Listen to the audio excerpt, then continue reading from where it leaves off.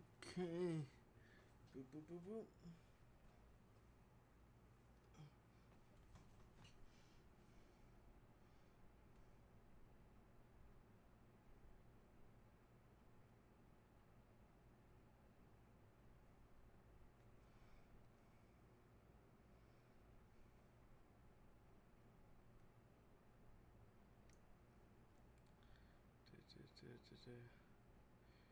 Let's see. Hey, who's this? Hello, our King Goth. How's it going?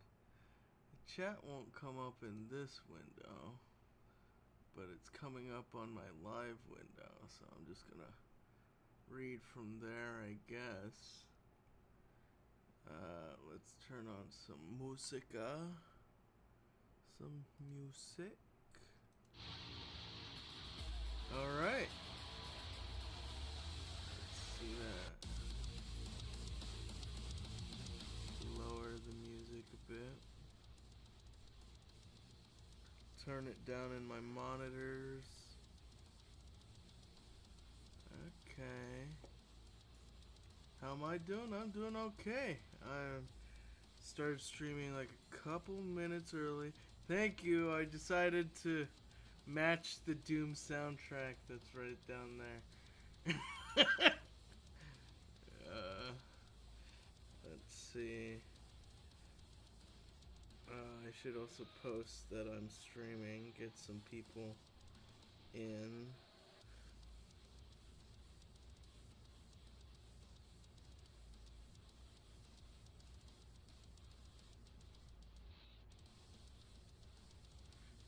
Okay. Is there anything you guys would want to come about? I've got one person's.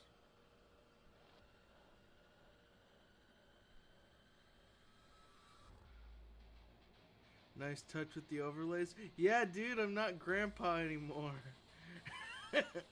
I'm doing my best here.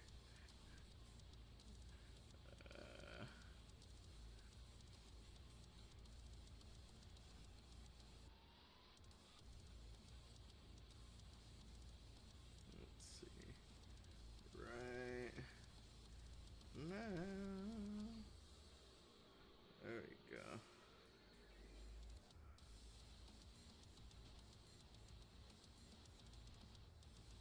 There you go.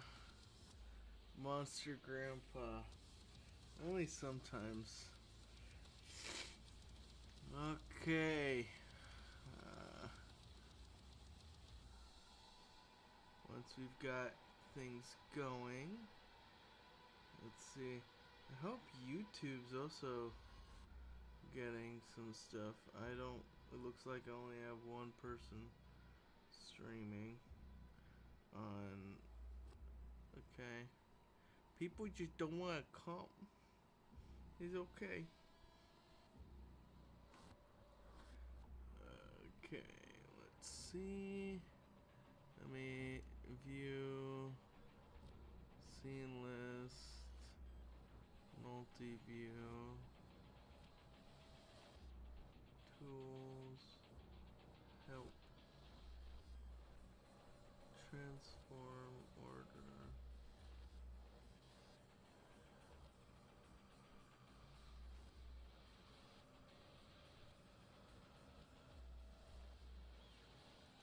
Custom browser docs.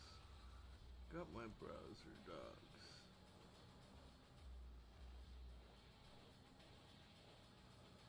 Whatever. I'm just gonna wait till more people coming in. I've got somebody on YouTube. I got somebody on Twitch. I'm waiting for a couple people to come in so we can start talking about. I was asked to do some more workflow stuff on hard surface workflow and some cloth stuff. How to sculpt some cloth. We might get a little bit into that. Let's see. Yeah, these red glasses are great and all, but the character has to go away.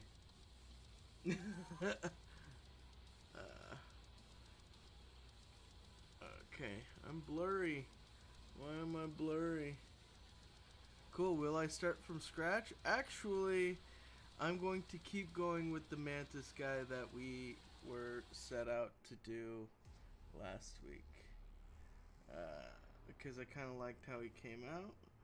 I actually have him on my screen here. Give me a moment and I will transition us there. There we go.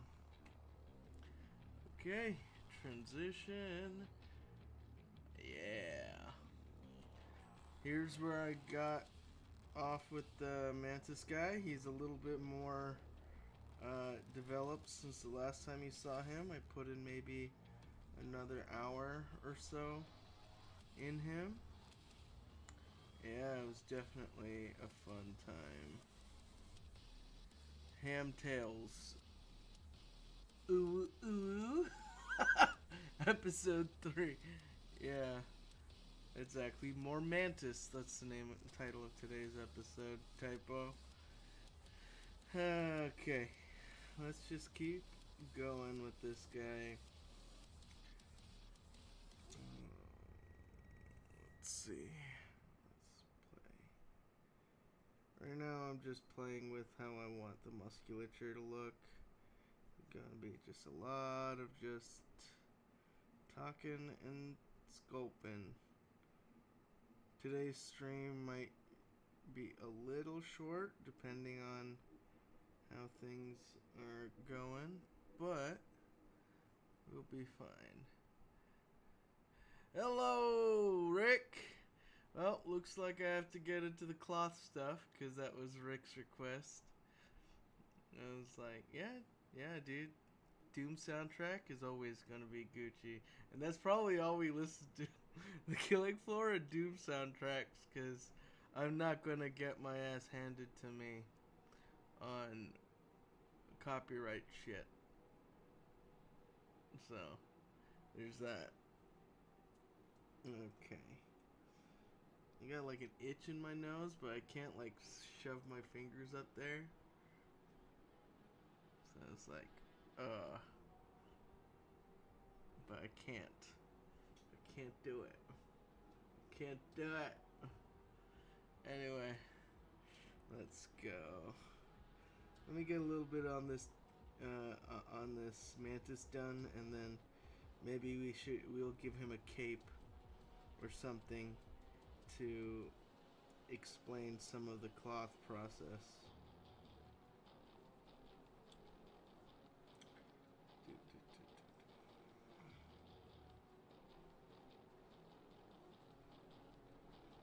Let's see. I'm just trying to get the volumes right. I always like to make everything into complex curves, so that's always something. And then there's Metal Cockatoo coming right now. Let's see. There's gotta be a way for me to look at chat without dying. I am so grandpa, guys. Give me a little moment. A little moment. Restream channels. Oops. And then chat. It keeps loading chat. Okay. Now I'll be able to see you guys. Okay. Now I'll be able to read y'all's comments and stuff. Okie dokie. Did you work on details in sub D or with a high poly Dynamesh? This is right now a pretty high poly Dynamesh, although I wouldn't go much further than this. I wouldn't go with micro details.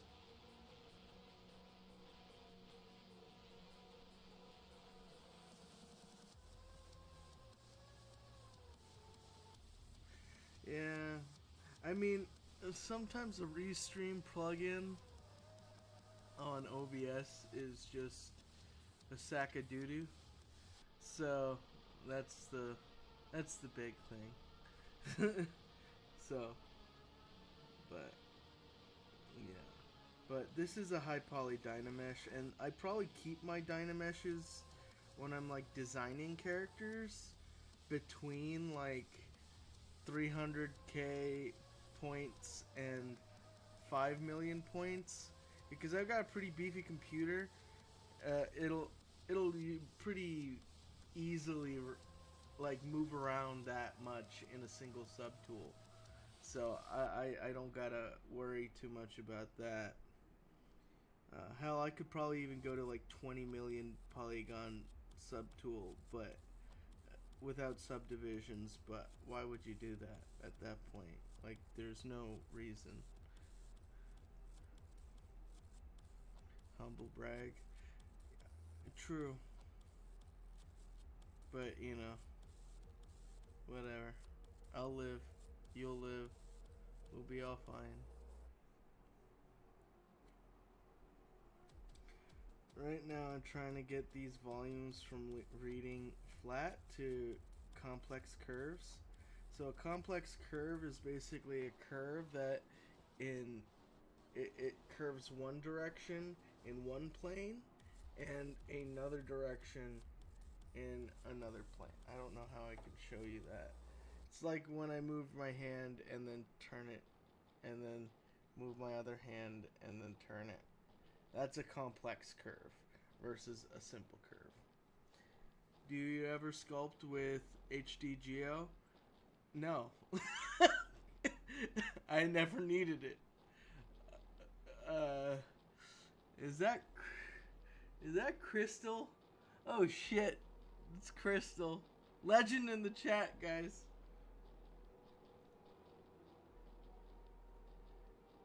Uh, I mean, HD Geo's more for like a VFX pipeline to get like the heavy duty displacement maps. But since I work mostly in games and rendering, and the maximum you're ever going to see my rendering is like on Instagram or on ArtStation, where it's going to be like 4K max. I'm not making images that are like for billboards or anything, and I don't want to do that anymore. I did that for a while, and it's not a fun time. But even then, half of the time it's pretty wild. He's lying. I have no idea what I'm doing. No, Crystal's got all the ideas.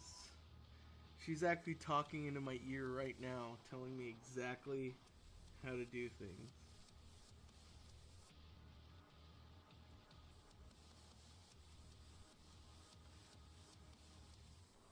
But usually, if we're going workflow wise, I'll be designing a character and I'll just keep it in Dynamesh for as long as I can. If not for the entire thing, just keep it in Dynamesh. Because every character serves a different purpose. Sometimes I feel like, oh, I want this to be like a super duper detailed piece, then I'll go through my usual professional workflow. But if it's just for something that's gonna be on my Instagram or on my Twitter, I'll be like, whatever, man. I'm gonna spend a couple hours on this max and cry about it later.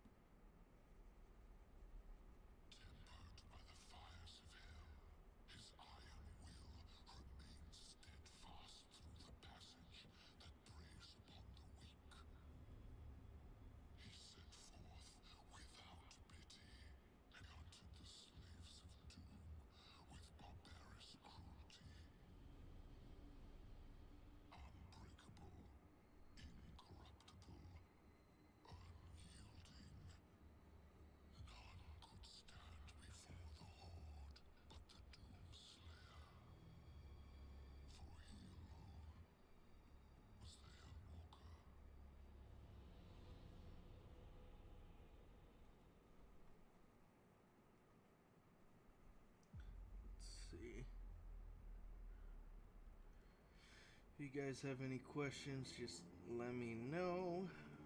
I'll answer anything. I'll answer anything.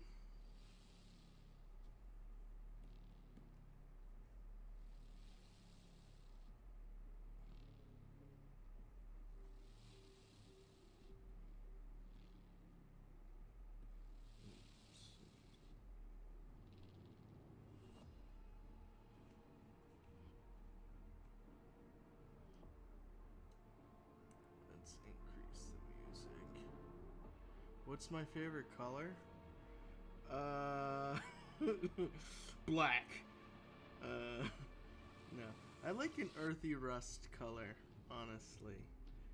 But it changes from time to time. But I've been in the mood for fall. I like pumpkins. Orange is cool. Would I ever wear orange? Tough question. I have too many black shirts in my closet. But yeah. Burnt sienna? No, burnt sienna is more of like a brown. I like it when it keeps its rust. So like a wash of burnt sienna would probably be closer. But I like a deep rust orange.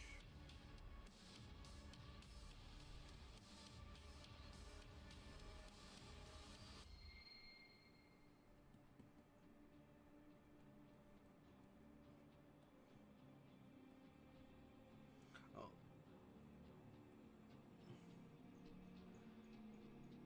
like the color of sand in Fury Road or The Martian? Probably closer to The Martian than Fury Road, but the fire the the fire tornado in Fury Road was pretty dope.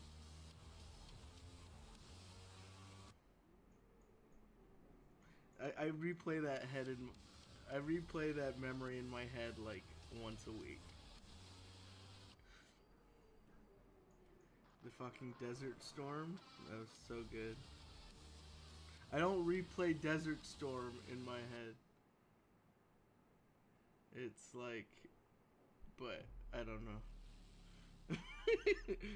That was a war joke, and I'm choking on it. Shout out to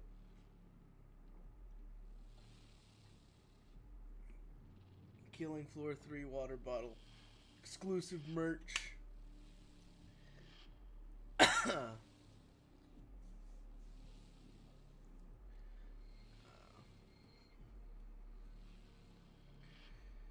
Okie dokie. Now, I was struggling with trying to find a face on this guy. Because I wanted to give him maybe human teeth. But then I'm like, but he's a weird bug guy. So, I don't know what I'm doing.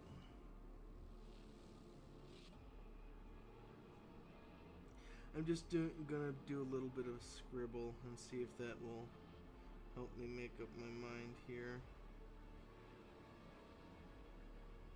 It's like what I do when I'm painting. I just do a little scribble here and it'll give me ideas later.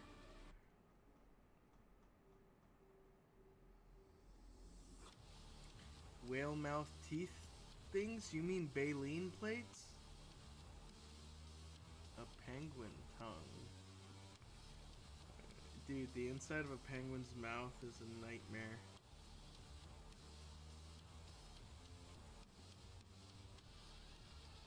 I like the idea of like a beak. Maybe I'll keep the beak idea. Let's just call that and then mesh it out. There we go.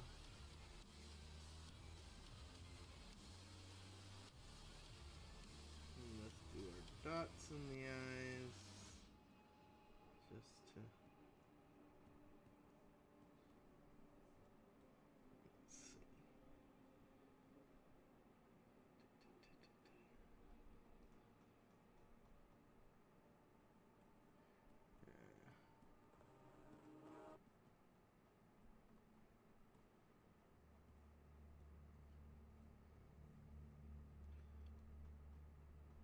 Rick, are you still here? If you are, we can give this guy a cape. Rick asked me earlier if I could help him out with some cloth stuff, and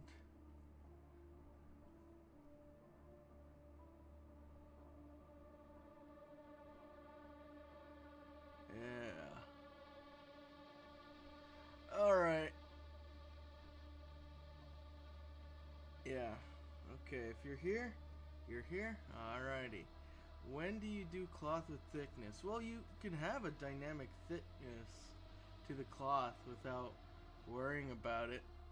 And that's usually what I do. I just put down some cloth. Let's give this guy like a hood and cape, and I'll show you what I mean. So, what we're gonna do is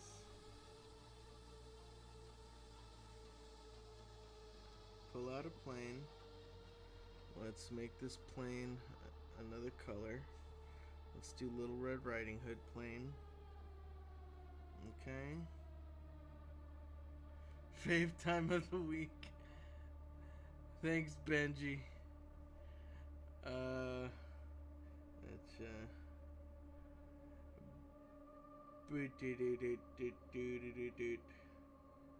Let's see. Let's move. Let's get some cloth going. Good way to play with cloth if you're not playing with the thickness yet is going down to display over here. Display properties double, and that will double it so you don't have, it'll basically be kind of like unculled normals if you're in like any other software. And then you can go over here, go to dynamic subdivision, turn on your dynamic subdivision. You can turn your smooths down to 0 and turn up your thickness, and you'll be able to see it getting thicker from there.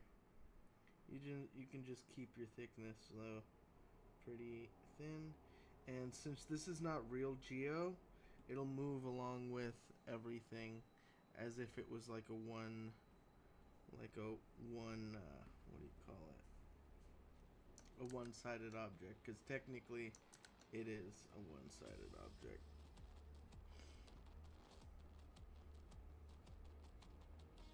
Let's see. And then when we do that, right, we can set it up so we can make something out of it. Let's bring this out. Let's do like a little cape, something a little funny on him. What I like to do is then go on this side. We open it up. I have my dynamics set up in the side over here. And then it's like, what's up, Springsteen? We're going over cloth brushes right now, and cloth dynamics in ZBrush. So right now we've got all of these settings in our dynamics tab. This will basically tell the system how to simulate the cloth that you're looking at right now. Also, is there a way to draw a curve and not have it snap to surface under it?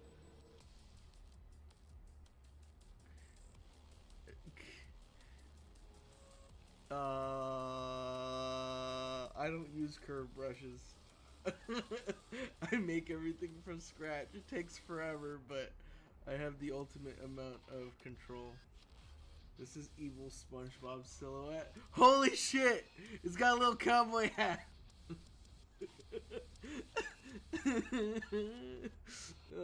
It's funny. Anyway, let's see. But yeah, you can set the position via your camera, right? And let's do that. Let's bring this up and have it basically simulate downwards. So I turn on my collision volume. That's basically telling me everything under that's visible apart from the cloth is going to be a collision volume. And then I can run the simulation, and I have it basically hitting the target, and it's going to deform right there. So now what I can do is I usually just do that for the initial thing, like a really quick it hits and it sits.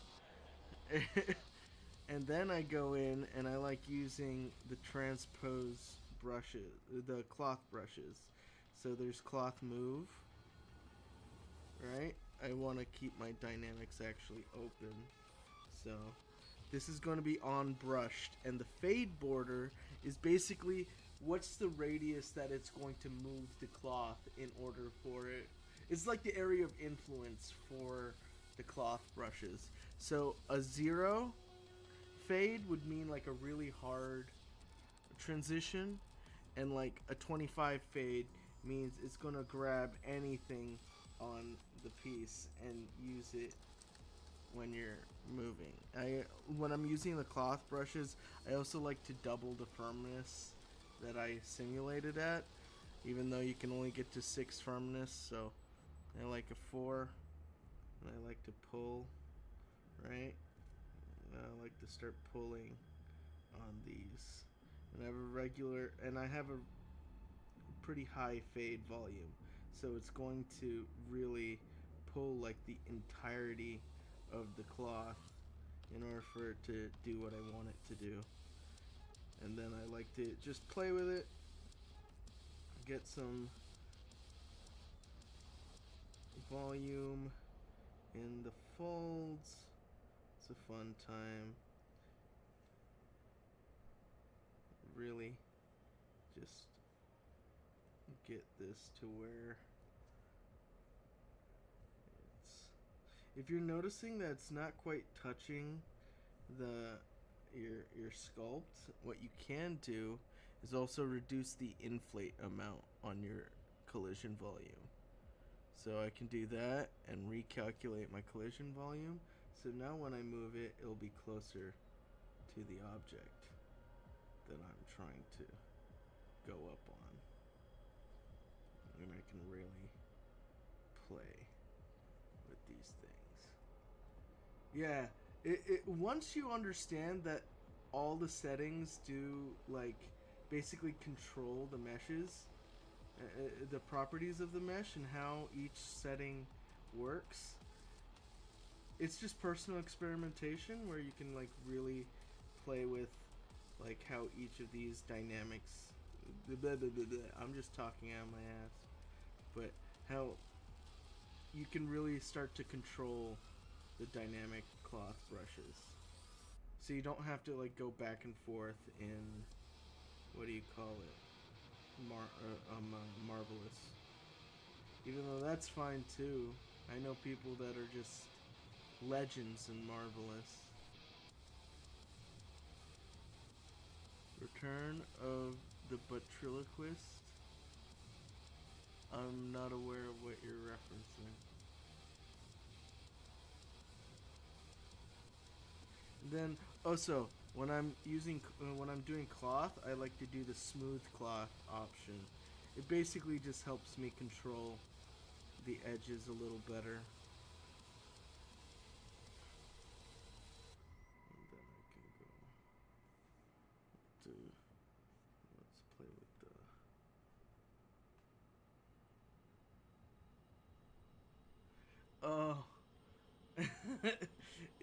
it's actually something I say a lot. So, you know, there you go.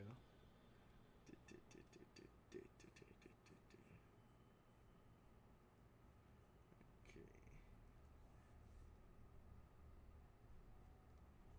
And then we can basically start playing with some of the silhouette of this cloth by smoothing the edges. If you use the regular smooth brush, it won't smooth out edges like this does. And then, you know, I can go in and even everything out too.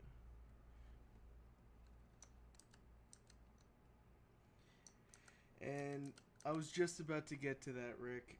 So what you also can do is you can mask things, right? Say I have everything here, but I want to see this simulate more of a fall. I can mask the collar, right? And this will be act like a pinned point. And I can just use that and then go back and then run the simulation. It's like, okay, I have to make sure this is all, there you go, unmasked points, there we go. And you can just simulate that down as well. You gotta make sure it's 100% mask so it can be pinned.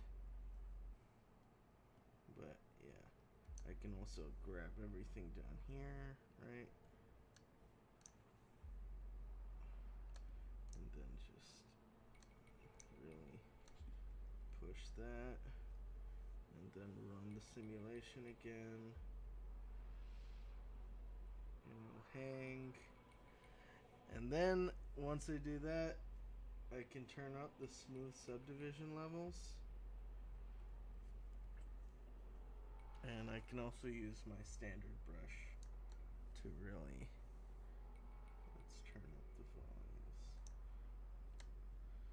And just hard sculpt everything. I would say just learn how to sculpt it by hand too, because simulation will only save you time if you know how to use a simulation. It won't give you good cloth. Good cloth comes from observation and your knowledge of how cloth works.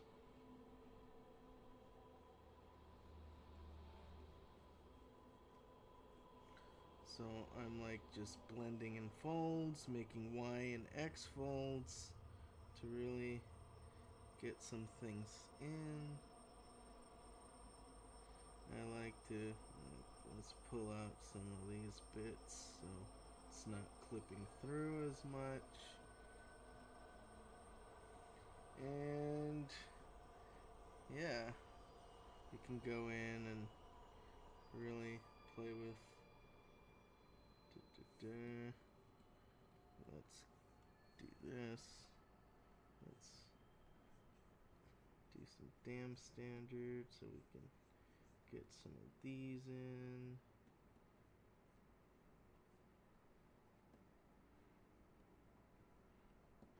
And then you can go in and do whatever. I didn't have a plan for this, so he's got like this weird collar that, you know, I can now move with. Move cloth. Let's go back to 1. And let's move the cloth here. Oopsie daisy. Let's see.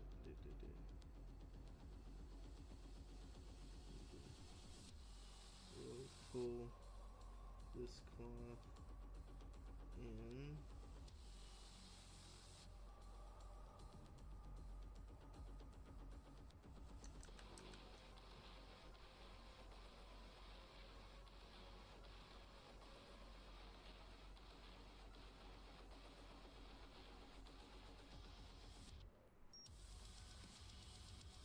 Let's see.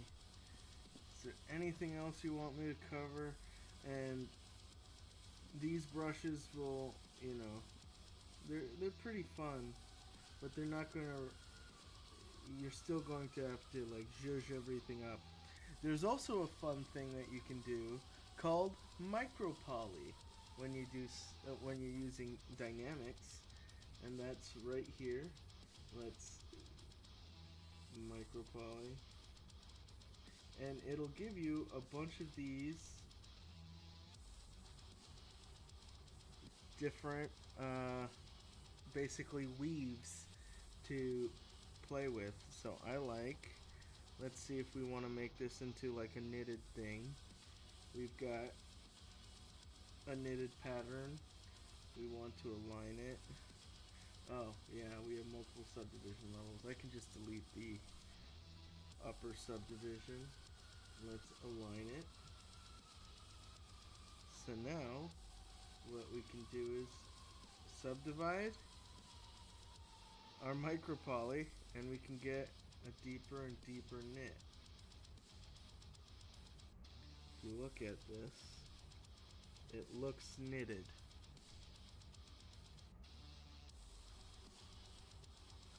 Yeah, it's kind of Little Red Riding Hood. And then I can turn off thickness at this point too. And I've got like a knitted cape. There's also other ones you can go in and you can change it live. You can do Oxford, and then you can bring that up a bit. And there's your weird cross stitched Oxford stitch, and then you can also do this loose knit, right? So there are really easy ways to really play with different looks of cloth. You can also do, I think there's also chainmail in here. Maybe there's chainmail. Chain link. Right, you can do that. There's some chainmail-y type looking stuff. And then you can align that. Let's see.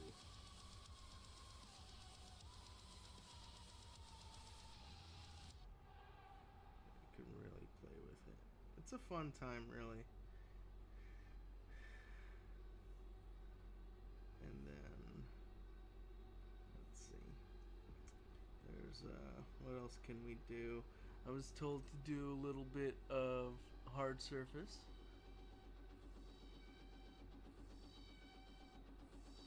It's like, best parts of rest fall, right? Like masking a piece of drapery held up on 2 points. Yeah. You can also do basically anything with masking and cloth dynamics. You can mask out a point and then have everything fall, and everything will be held at that one point. So it's a fun time. Let's see.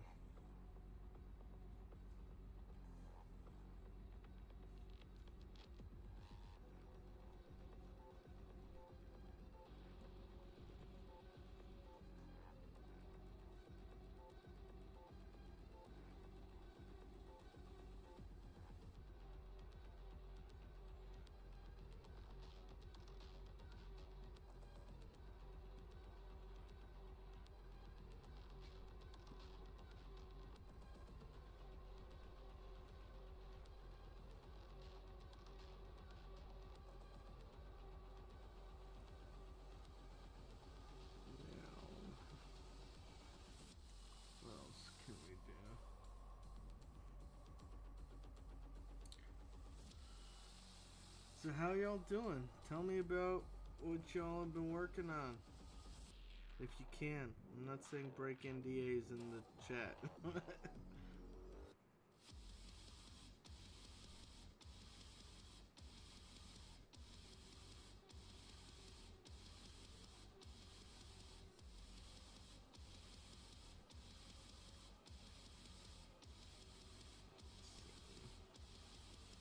And if there's something I'm doing that you want to know more about, let me know.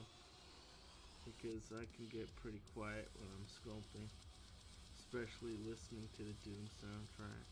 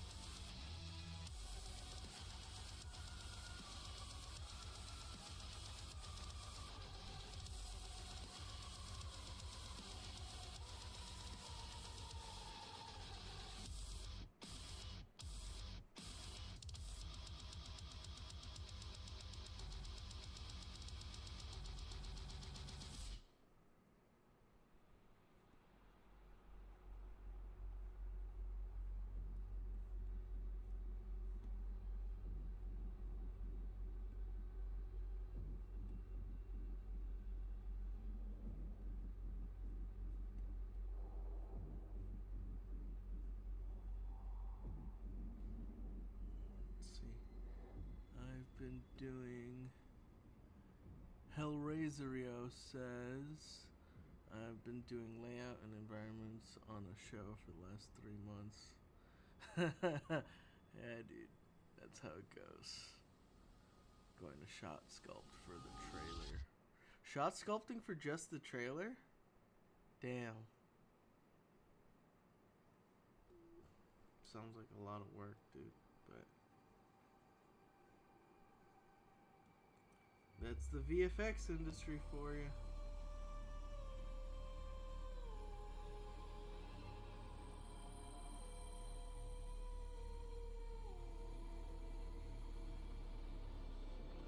Yeah, it's Russian. You can't CFX it on time. Yeah, dude, I get that. And, dude, I pray for all of y'all working in VFX. I played a little bit in VFX at one point in my experience, and honestly, never again. I rather just stay in games and do concept. Y'all don't get paid enough for that.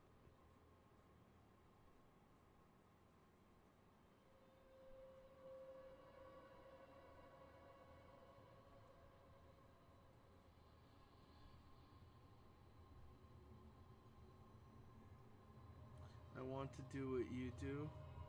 No one's stopping you, my man. You just gotta get good. And the only way you get good, you have to find time for yourself. And the only way you find time for yourself and just, oof.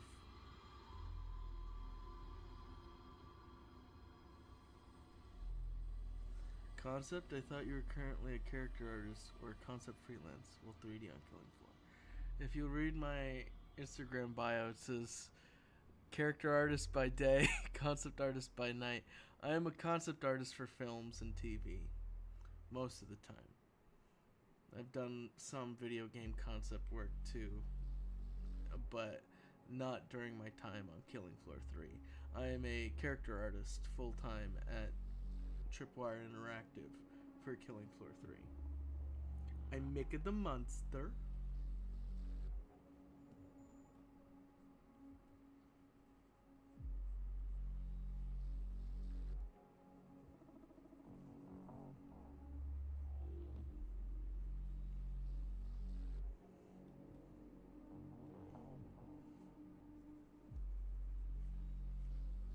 And I haven't had a decent freelance gig in like over a year since this weird fucking AI shit went out. So, whatever. Still managed to make it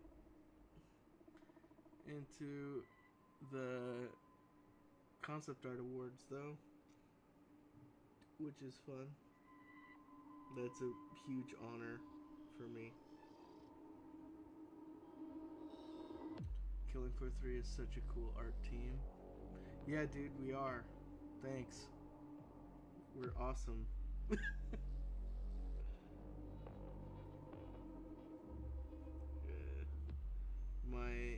Definitely my art team is so. I enjoy it. I made it to the Concept Art Awards. Yeah. Check the 2024 listings and check Independent Creature. That's where my nomination hits.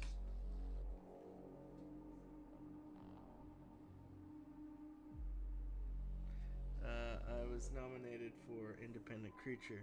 I'm probably not going to win because Ken, however you say his last name, and Wayne Barlow, and then Maxim, however you say his last name, are all heavy hitters. I think I hold a pretty good match, but we'll see. It's a toss-up until the awards.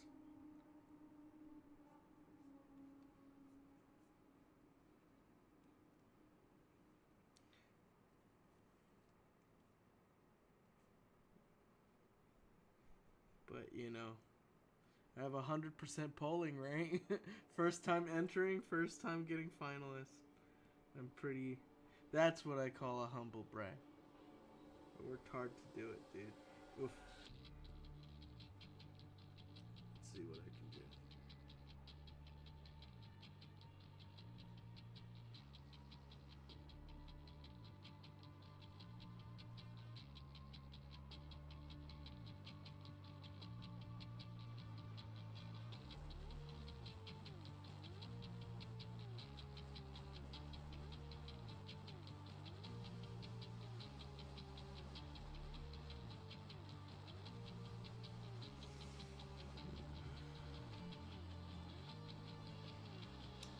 But yeah, if you want to do what I do, you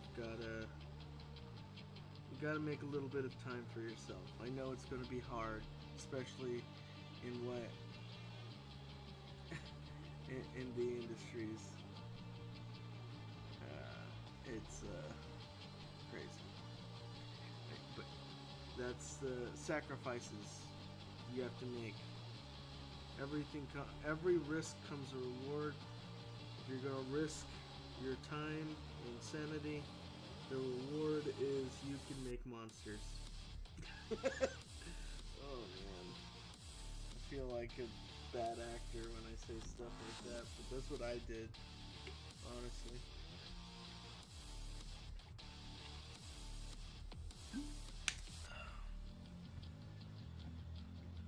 What was the callback?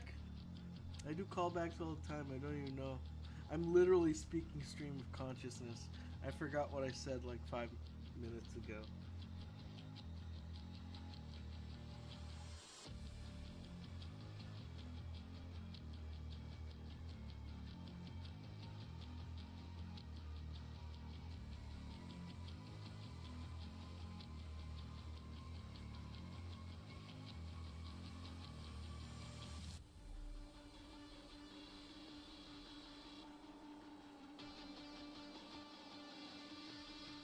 I got little tiny arms over here.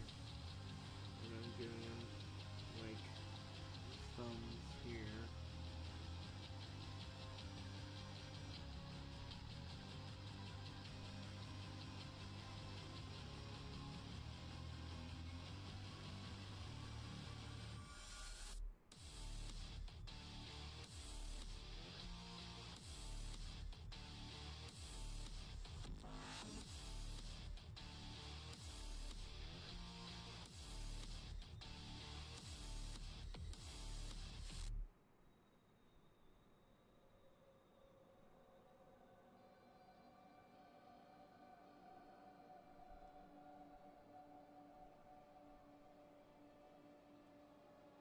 Oh, humble brag.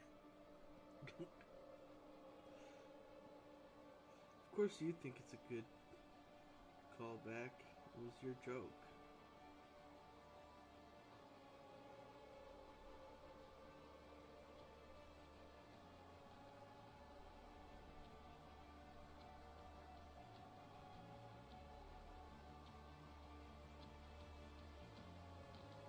So is it a humble brag?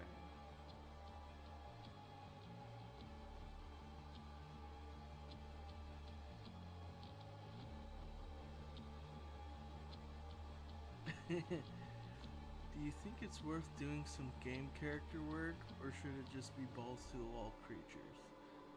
I mean, if you want the job as a character artist in games, you have to know how to do people. You have to. You have to have a very varied skill set. When it comes to, you have to be able to know human anatomy. Yeah. Yeah. Yeah. You have to know how to do everything.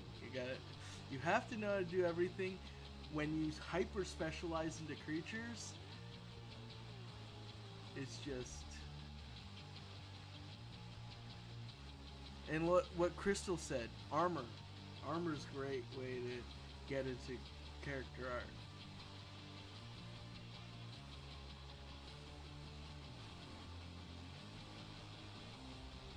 Yeah, you have to be able to help out wherever you can go. Like, if you're making skins, the characters are made. You know, you're just dressing them up in armors, different clothing, different things and sorts of stuff. And obviously, all that fun stuff. So it's kind of like prop work. As a character artist, you're going to be helping with everything. You're going to be helping with weapons. You're going to be helping with, you're going to be helping environments with set dressing. If they need a corpse, they're not going to get the guy who sculpts trees to sculpt a corpse. They're going to get you to sculpt the corpse. That's on character team most of the time. If they need visual effects and it's like a guy that throws babies at you, or if it's really organic tendrils for VFX, that's going to be on character team. And it's like,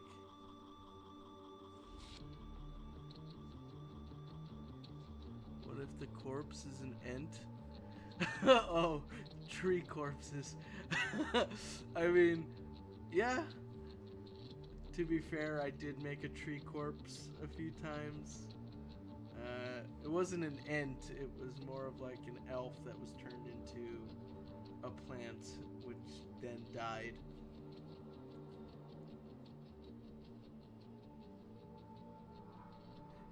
Cloth Smooth has been around forever. It's not going to be under cloth, it's going to be smooth cloth. So if you go under brushes, hit S and hit B, all right, you have your smooth cloth. It's like, you know, you're typo. You're just making up semantics to bug me, and I don't appreciate it. I don't care. Do what you want to do, but yeah, but most of the time, it's as a character artist, you're always gonna have some fun. It's like, oh, see you later, Crystal. Have some fun. How do I inspire you? You inspire me.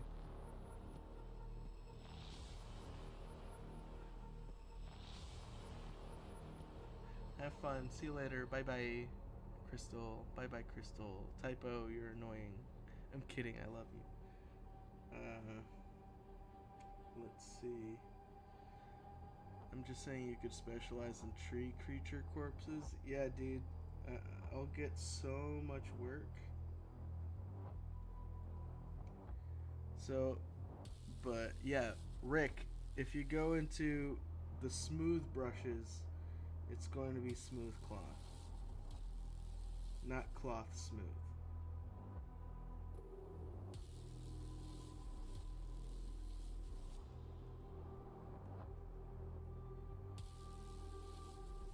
Yeah, I don't like the anatomy of these hands all too much. I do like the thumb though. I'll keep the thumb. Maybe that first claw. Yeah, I like that. Maybe this can be a secondary claw.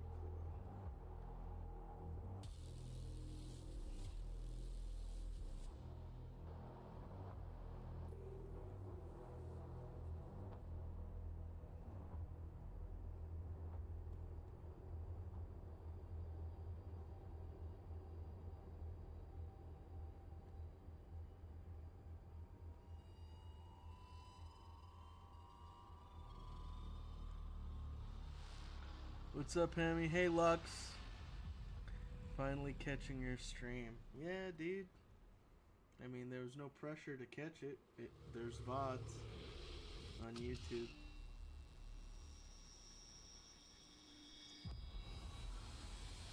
I'm finally here. Overlord Martel? How you doing? I don't know you. Unless you tell me who you are, I might know you. How's it going?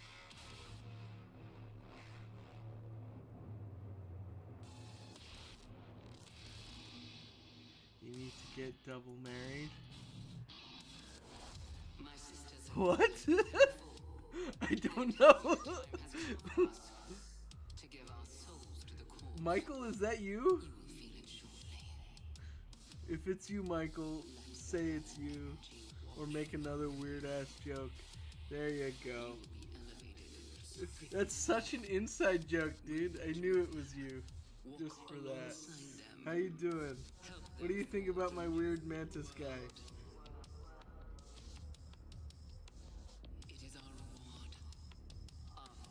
No purple heart? Yeah. Pretty cool. He's pretty fun.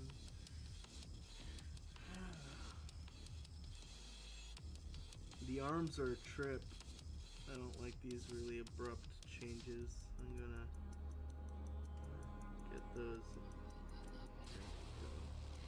Maybe do some wrapping. Kind of like how spider muscles are like inside a tube, and they kind of like spread out inside a tube, and then that's how they do like their hydraulic-esque muscles. I'm gonna do that, but it spreads out from over the muscle and starts moving everything out. I don't know. I also don't know how to design anything. I'm a liar and a cheat.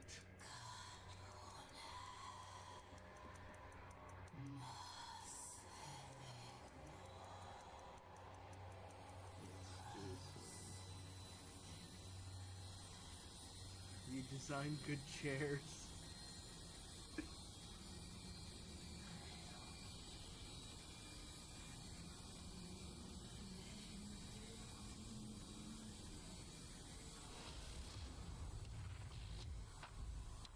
Awesome, dude. Yeah, dude, sculpt traditionally.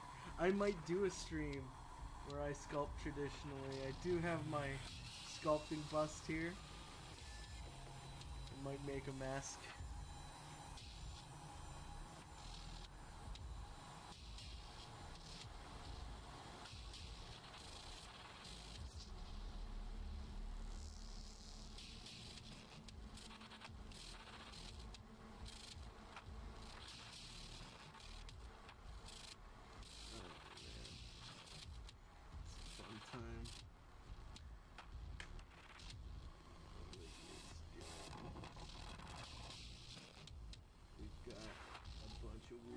Going on. This is the part of the soundtrack that makes no sense. Let's go.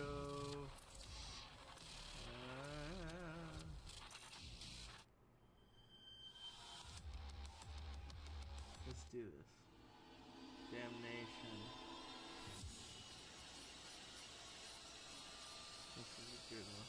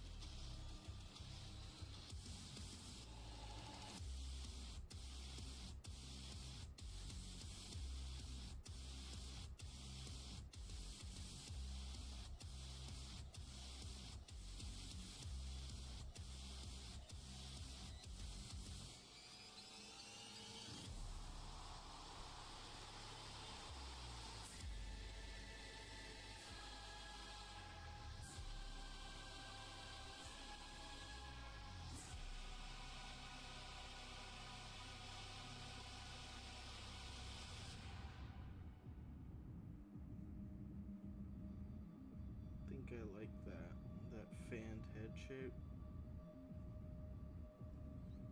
That's really fun. It gives me that complex curve I like.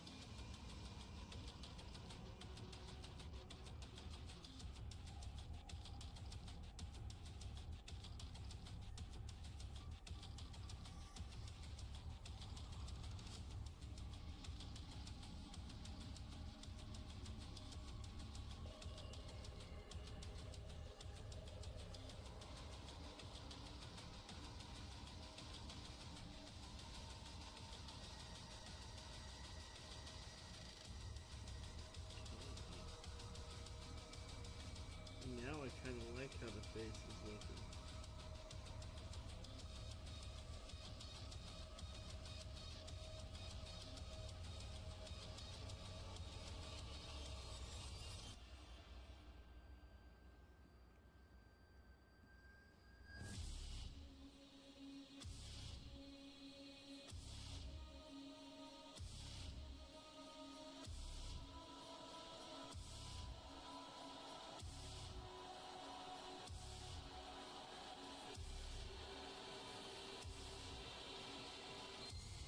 What's going on, big guy? This is one sexy twig man. Yeah, I guess he is a kind of twig man, but he's a mantis man. And I'm doing alright. Just making the monster. Making the monsters.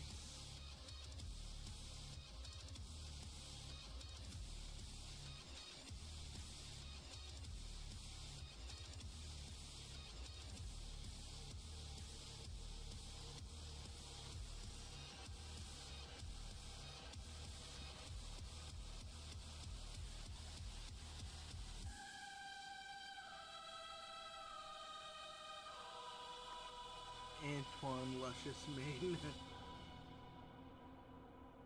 a funny name.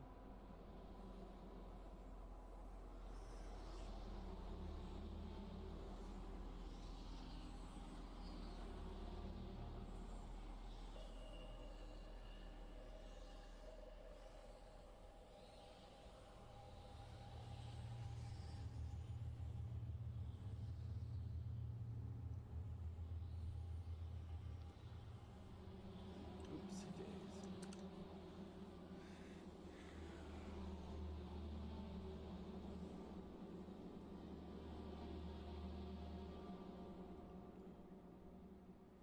Now we can. That's an amazing creature. Thanks, Amalakar. Says the master himself. Big fan of your work, boyo.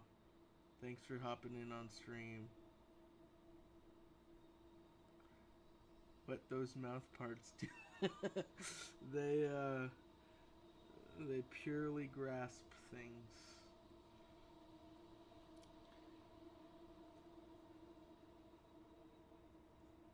I'm just trying to really play with the idea here. I don't know what else I can do.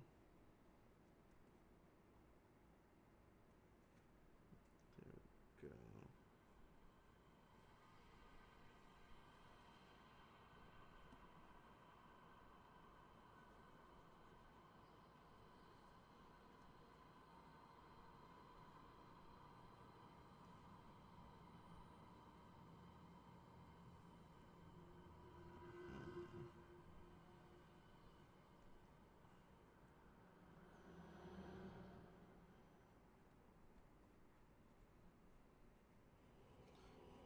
So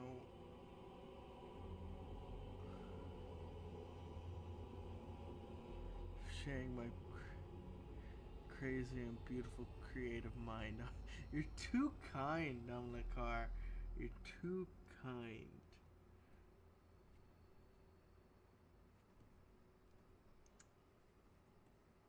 Too kind. But I'm glad you're enjoying yourself. Watching me make a fool out of myself on stream.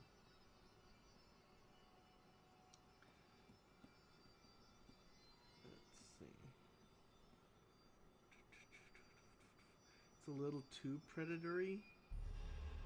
I think I don't want that much predator. Maybe I do. I don't know. Maybe it's time to cut off the head and really play with it.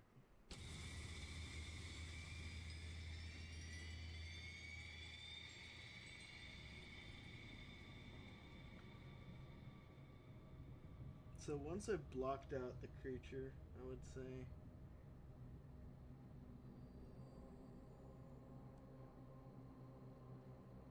did I craft this bozo from a cube or a sphere and then just jiggled and wiggled? Yeah, I did just craft it from a sphere and just jiggled my way into a creature design. It's pretty much how I make everything.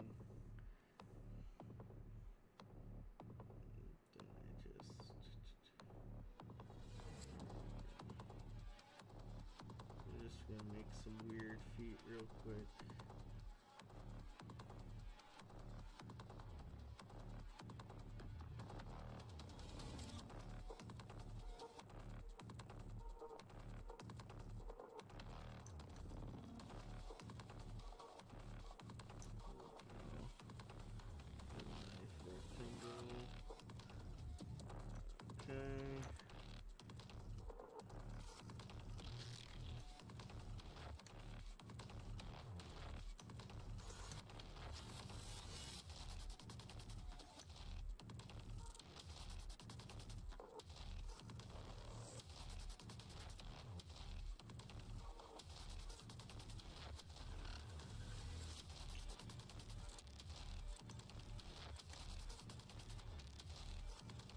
I like just making weird shapes really quick and then just figuring it out from there.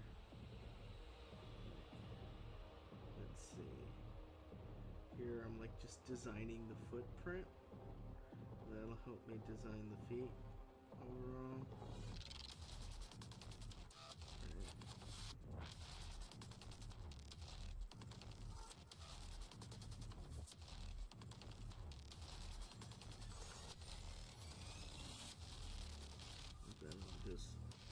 Just pull something out of nowhere. Boop, boop, boop, boop. That's all it is. It's boop, boop, boop, boop.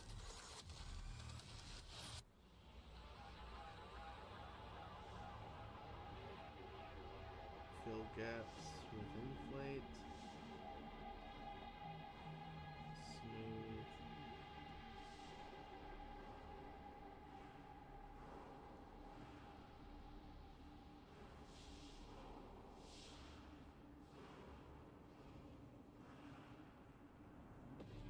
I always feel so rushed and hurried when I'm sculpting. I feel like I have to make it a show for you guys. So I'm gonna just try to see if I can calm down a bit and make better choices. Because I can, after stream, I'll look at it and be like, why did I make that choice? You know?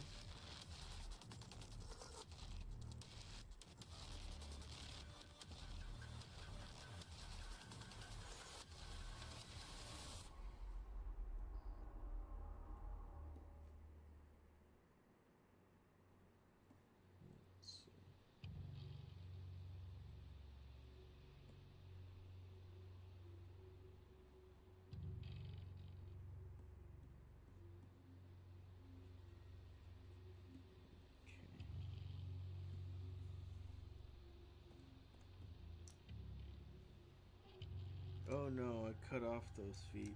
Oops. I meant to select them so I can go in close. Let's sculpt some feet. Some weird feet, guys. It's weird feet time.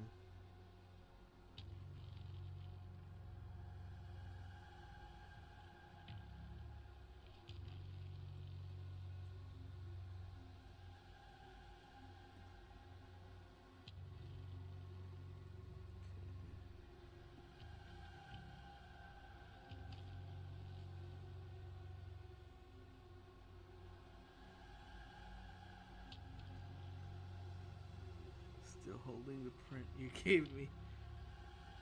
Yeah, dude. I gotta work on the prints I'm gonna give away at Lightbox. I try to make new stock every time I go to a convention. Right now, I was trying to find a way to make these guys a little cheaper to make. The ring light is really destroying this motherfucker. But you see, it's a little tentacle ape I had made. Let me show you guys in just cam. So you see, this is the little tentacle ape.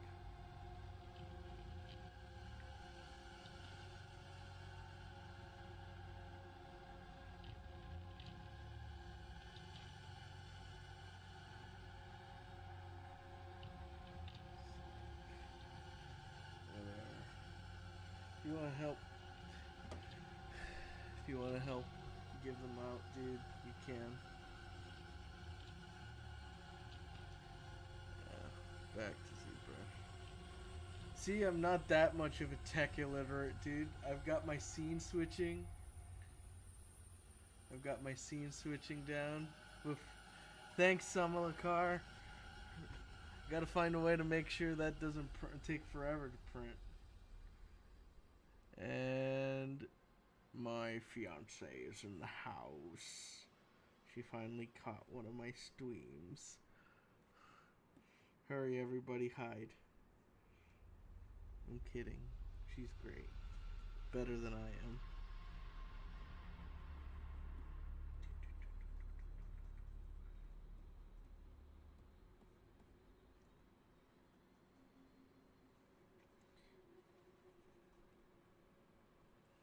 Quick, help Grandpa look good. You guys are so mean. At least, Ash isn't here. She would tear me to shreds.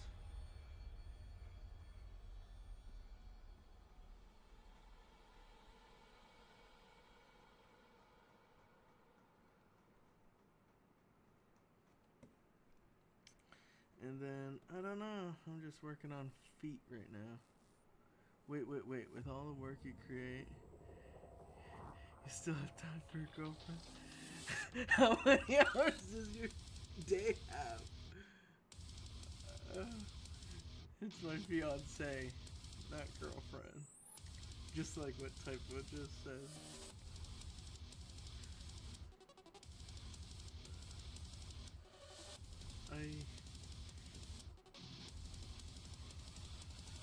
It's no problem, bud.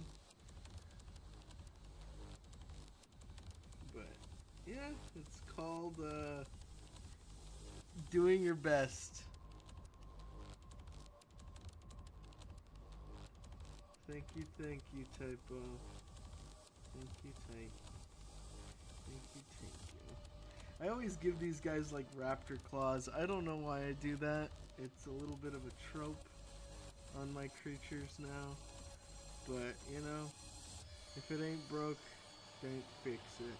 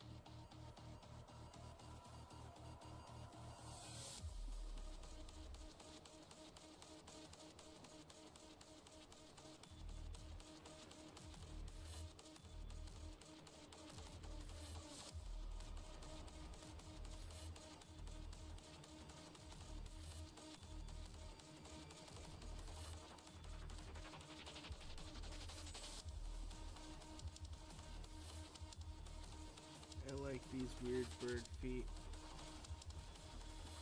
It's like a weird tumorous version of ostrich feet.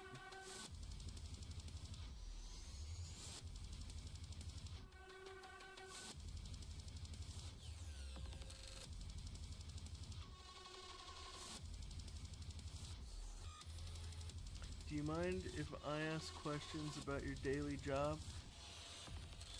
Just daily work as an artist in my position? Yeah. I don't mind, dude. I'll tell you. You can ask away. I've been hearing him talk about LODs for a week. Yeah. We're doing a lot of hand LODs. Different story. LODs are level of detail meshes, basically various stages of low poly that, you know, the engine basically refers to whenever you see an entity at a certain limit. So it's like when you see something super far away, it's going to be like, just for the sake of an example, 30 polygons. When it gets one stage closer, like up until like say 100 meters out, it'll switch to 30 polygons, and when it comes back down to like 10 meters out, it comes out to like 100 polygons, and then once it's right up to your face, it's going to be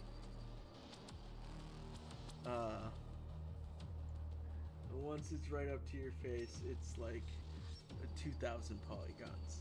That's like references. Those are not the numbers. Usually the numbers will be a lot bigger, but for the sake of reference, that's what it means. Are you lotted out? I just finished my lotting tasks today. I don't have to do LODs for now.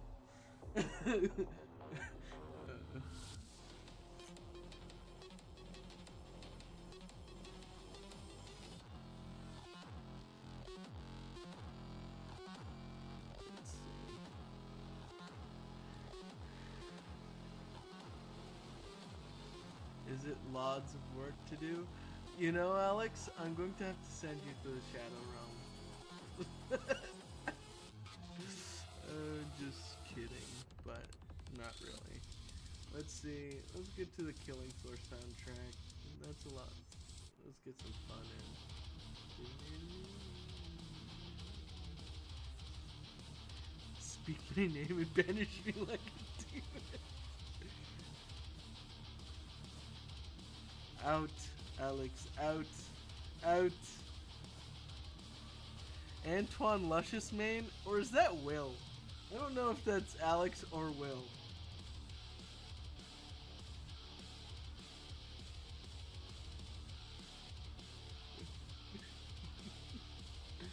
I don't know which one of you is that. Let's see. It's Alex. I thought it was Alex. Like, okay, you got to go. Talk to you later. If you have any more questions about cloth brushes, text me later, boyo. Other than that, wish you the best. Rest up as much as you can. I love you, bud.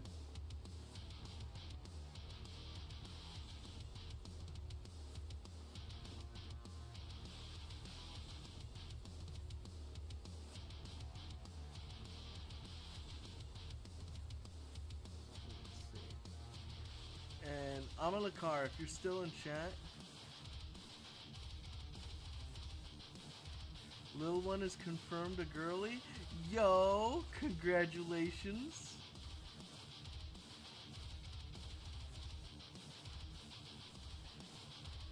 If you want to ask me any questions, go ahead, bud. I won't give you any NDA secrets, but I'll answer anything you want.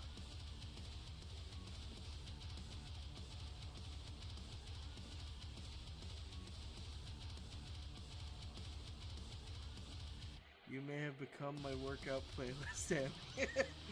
Just look up the Killing Floor 2 soundtrack, dude. And the Killing Floor soundtrack. And the Doom soundtrack. And every other soundtrack. I just listen to metal a lot of the time.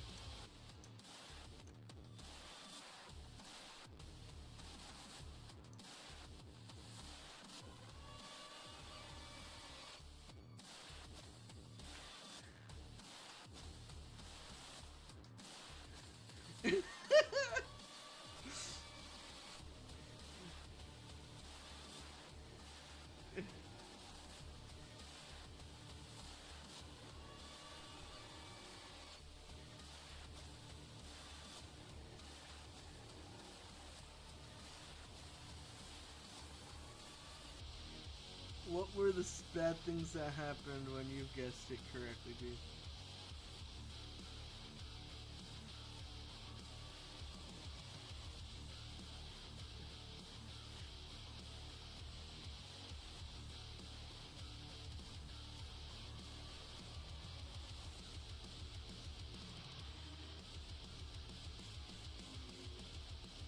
Okay. Those are some sketched out feet.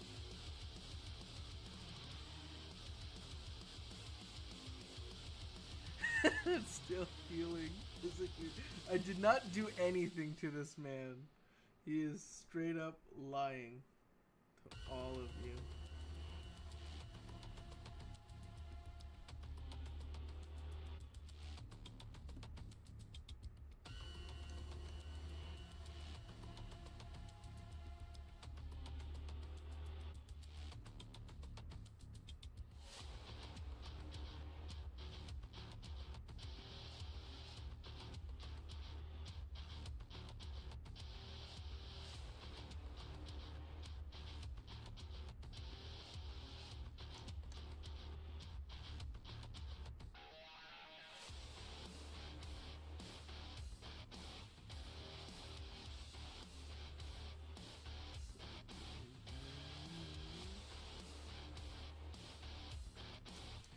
Since a lot of you guys weren't here before, I'll put on the glasses for a little while. I started the stream in these.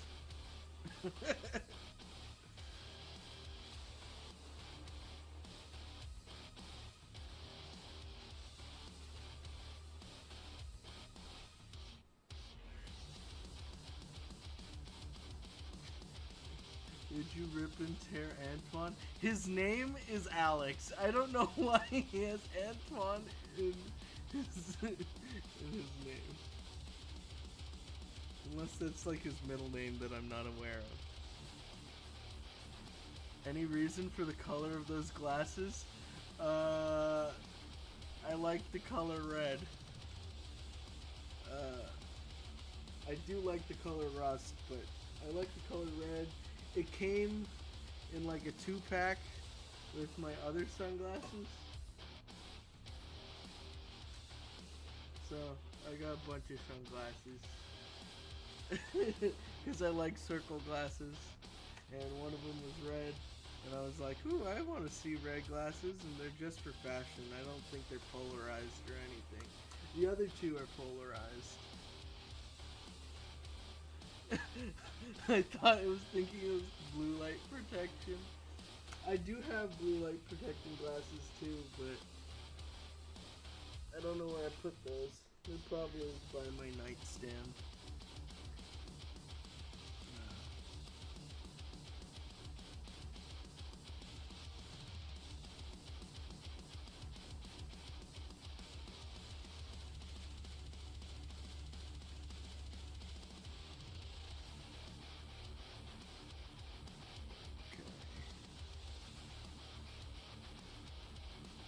Hammy is always seeing red. Hammy is actually so normal and loves kitties. It's true, I love kitties. I love them. I adore kitties.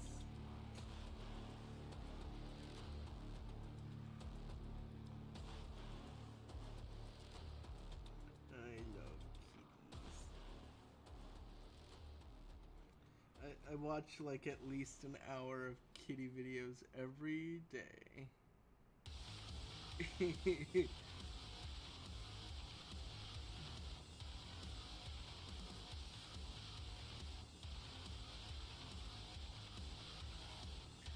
magnet I gave people at Monster Palooza was kind of like a little cat. I have one right here. Let's look at it up close and personal. Woo!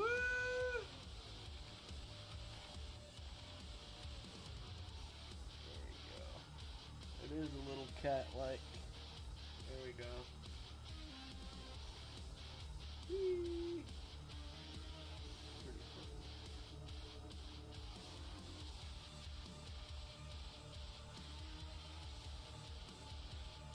And then this was another one I gave people at the previous year's Monster Palooza.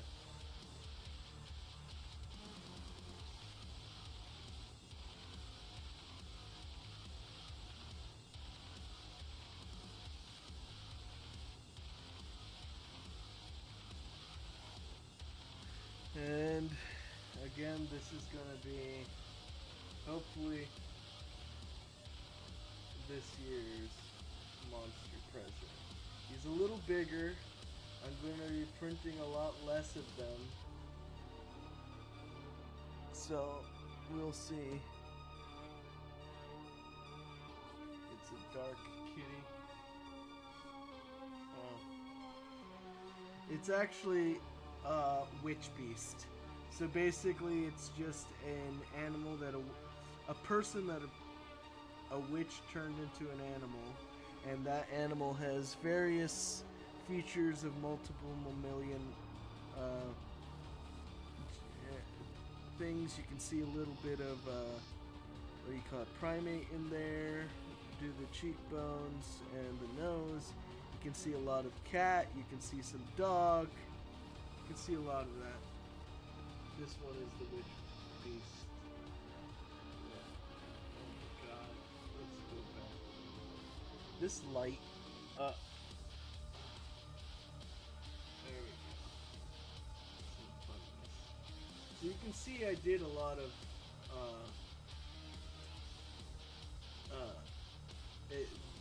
it's kind of like an homage to both dogs, cats. There's a little bit of pig in there, some bat. It's got a brow like an ape. There's some fun stuff.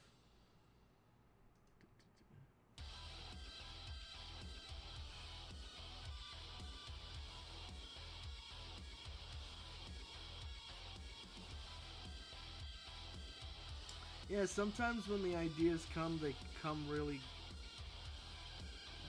very fun, you know. And then other times they're like, who knows what the hell's gonna go down.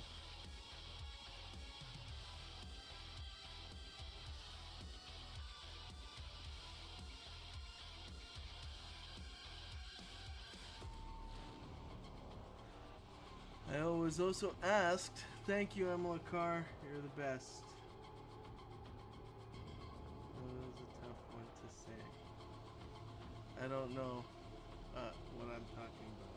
It's just word salad at this point. And I'm just mumbling myself into a corner.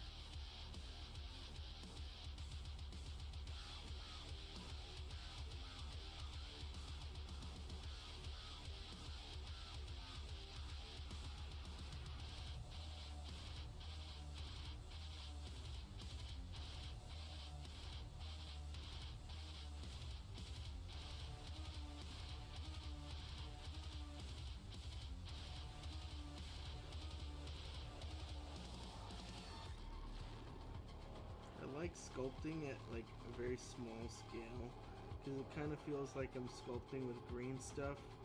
I used to do like custom miniatures and stuff, and there's this type of epoxy putty called green stuff that you would like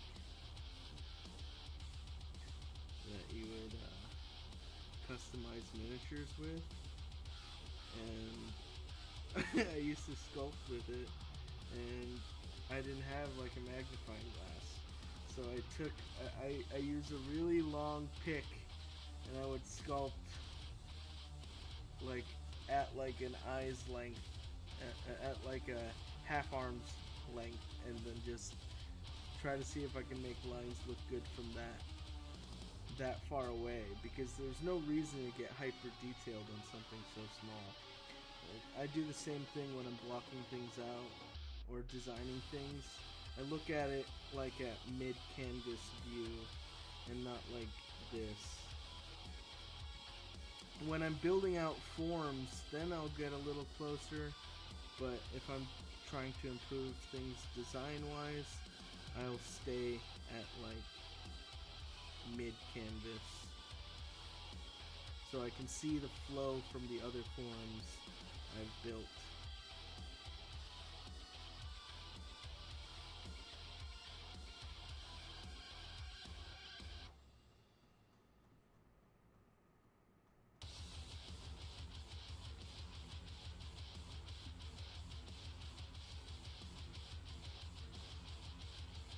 No problem, Typo. I love showing things off. Some would call me a show-off.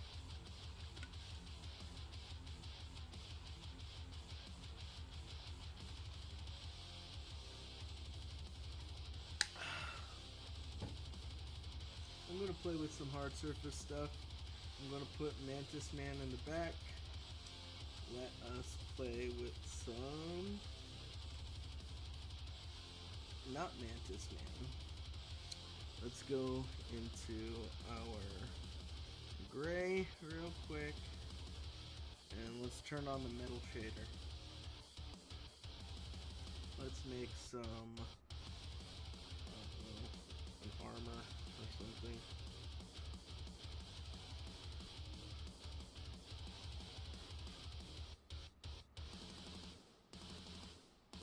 Again, I've got no specific silhouette in mind, although this may be a helmet, so I have a bit of an idea going in. But we're gonna play this by feel. Metal music and metal shaders. Yeah, let's go!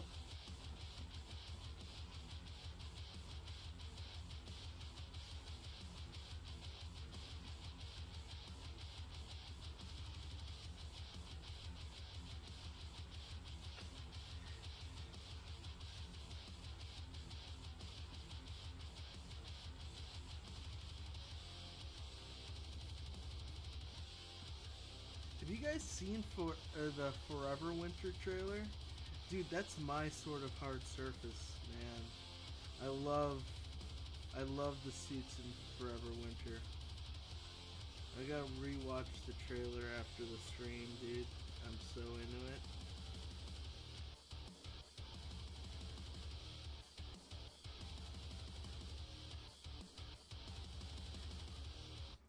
But usually when I'm sculpting hard surface,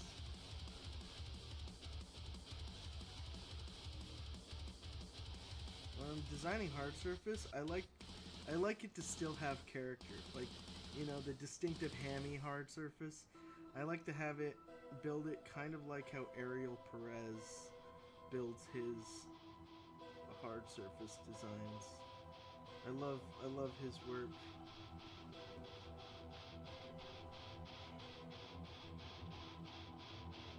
And I still sculpt it, notice, but I sculpt it with edges in mind, right? So I'll be using a lot more stuff like Dam Standard and Trim Dynamic to build out planes rather than rounded forms. But I also won't go super inorganic with it yet, because it's sculptural and I want to keep my fun stuff.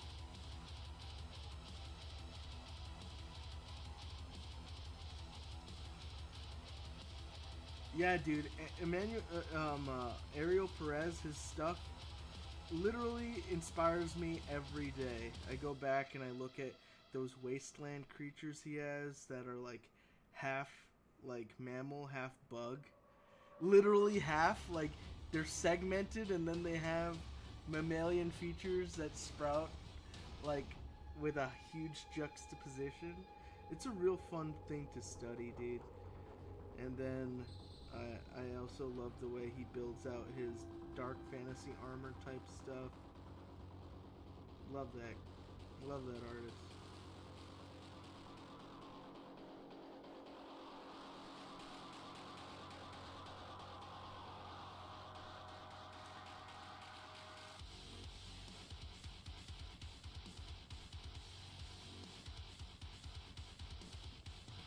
one of these streams I'll go over like all my influences, stuff I've actually been, not influences, but inspirations. Stuff I've been feeding myself for the longest time, right?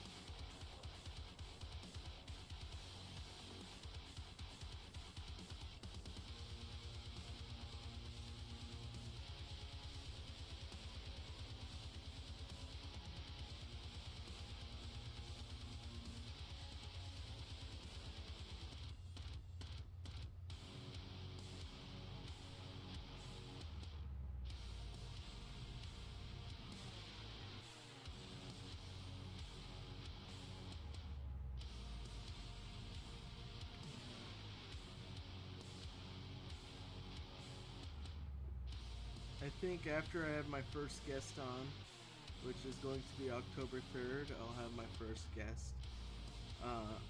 But we'll, maybe some of the subsequent streams will be like how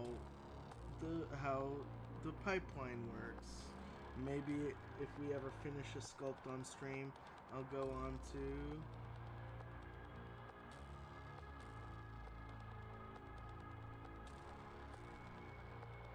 Does his name rhyme with Bill? No, his name does not rhyme with Bill. It's Ashley Adams, one of ZBrush's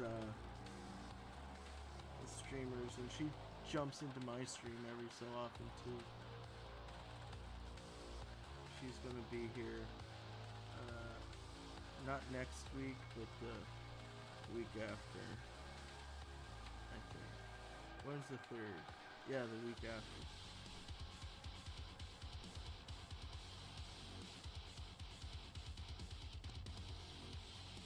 And when I'm doing hard surface, I just like using the clay buildup brush because it has a square alpha and it helps me build edges, but with like a semi-textured surface. It's a pretty fun thing to do because then I can go in and round things out and still have like a little bit of sculptural nature to the what do you call it?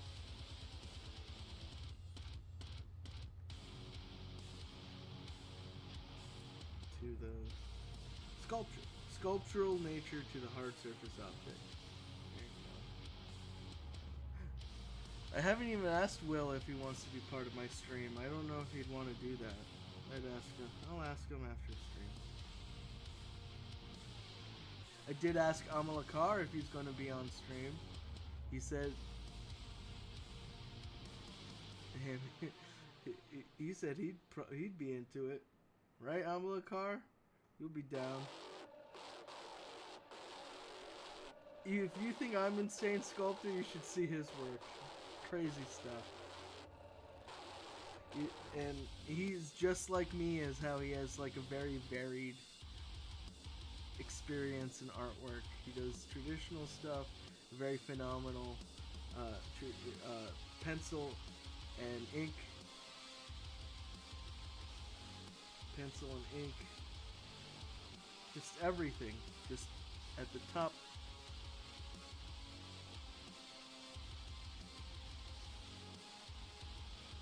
You should see what my future self can do. That is hilarious. That's the type of confidence I like to see.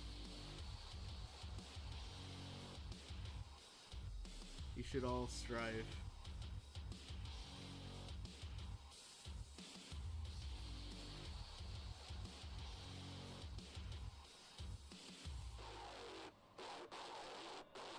Confidence is really one of the biggest things. As you're very welcome, Amalakar. Just keep on keeping on, my dude. Truly another one of my inspirations.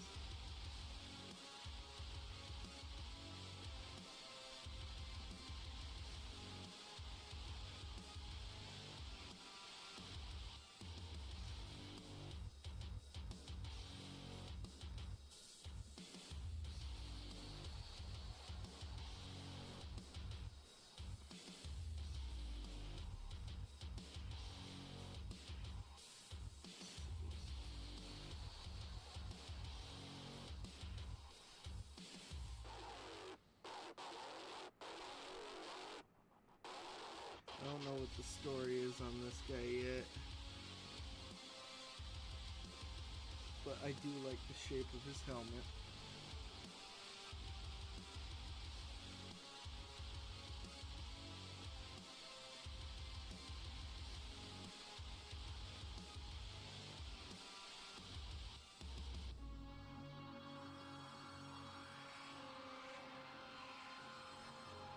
And some of you may think I'm just super rough with a lot of my sculpts.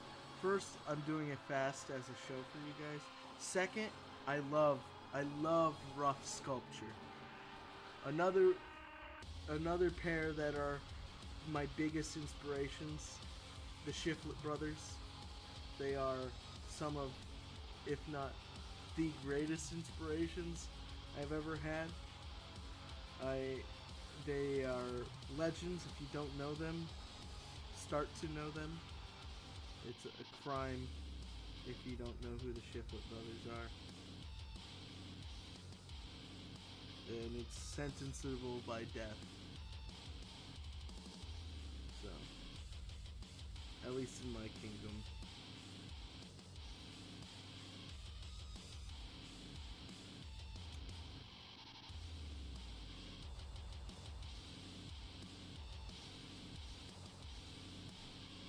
The Shiflets are the Shiflets, period. I'm fortunate enough to call them my friends as well. So, I was literally talking to Brandon the other day. We were talking about, like, the importance there is to, like, the work that we do versus the work that, you know, fine artists do. And they kind of bridge the gap of, you know, us more industry, fantasy, sci-fi artists versus like the more traditional fine arts stuff. And, you know, they just communicate. We're just talking, and there's importance to both ends, right? There should be something that creates taste, and there should be something that's done out of passion. And, you know, there's not that fine arts can't be done out of passion, but most of the time when you're doing something to create a story, right? Storytelling is big in our field. So I couldn't tell you like the whole conversation, but it was definitely a fun time. We were having it over barbecue. I was kind of focused on the barbecue. It was a fun time.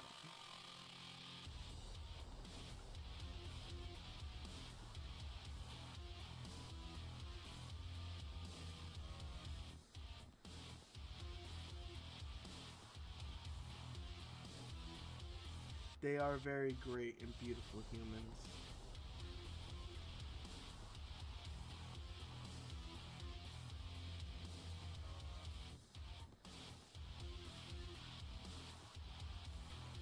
They are in my city. I'm very fortunate to have them as a resource near me. Also means I don't have to pay shipping if I ever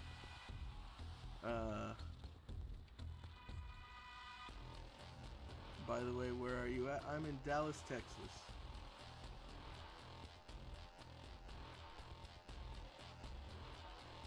And it was Texas barbecue. Because I live in Texas. Hi Clay Chibi, how you doing? You've been here? Great barbecue.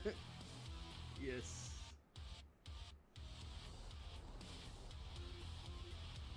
I mean, I like Korean barbecue too, but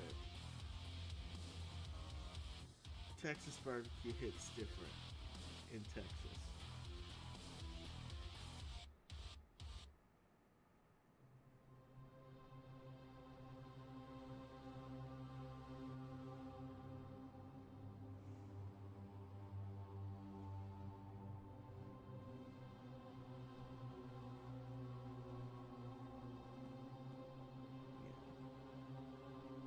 got to visit. Hope it was a fun visit.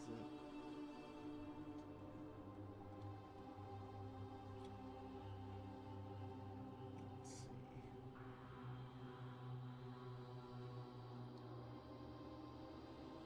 It was alright.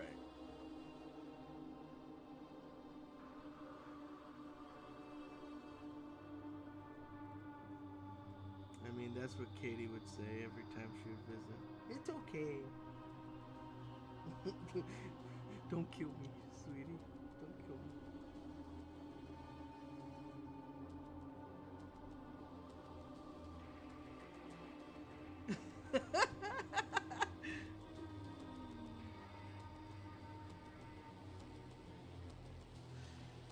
Oh, it's itchy nuts.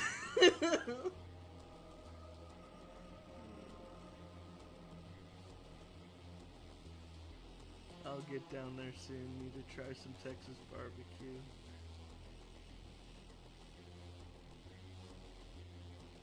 I can't hear you over my cyber intelligence homework, making me want to go berserk. Yeah, guys, Katie is a crazy, intelligent cybersecurity professional in the making. She's gonna help us not get hacked. At least I hope that's not a super oversimplification of your job, and I don't want you to be mad at me.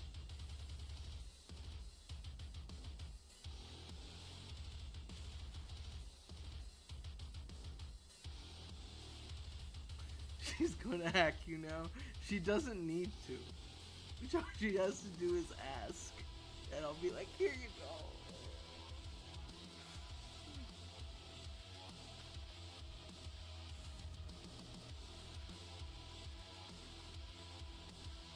Doing that long distance, yeah.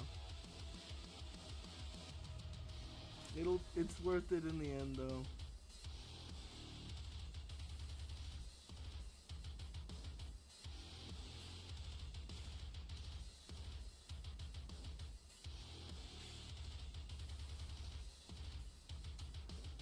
It is brutal.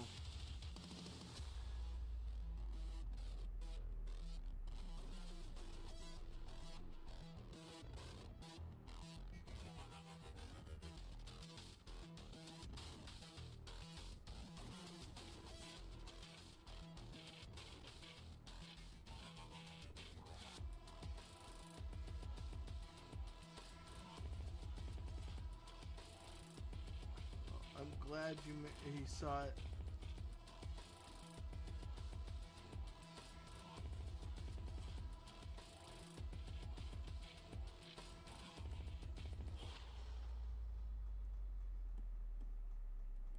Well, I'm glad you saw the other side. Hopefully, I get to Katie sooner rather than later. Or she'll send me to the Shadow Realm.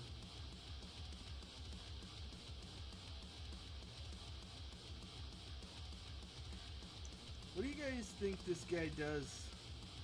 Like from the look of his helmet, what do you think he does?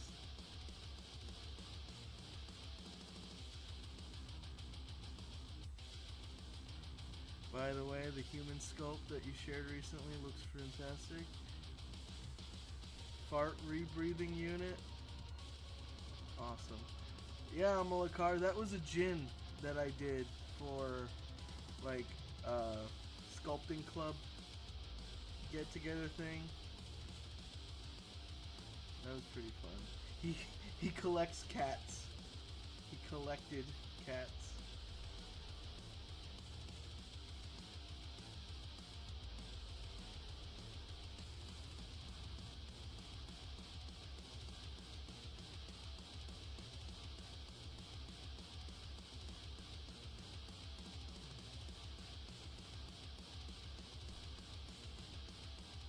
Yeah.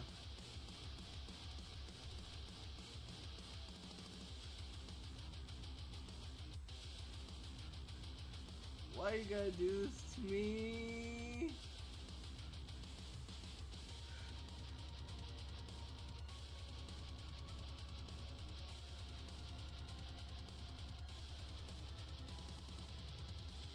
not funny, Clay.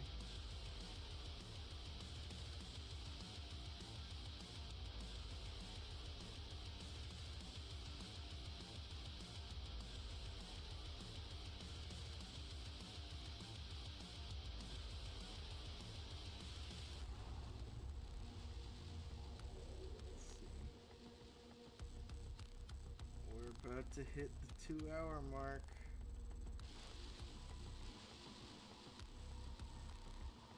Let's see. Some fun hard surface bits. Some really rough hard surface. I love it.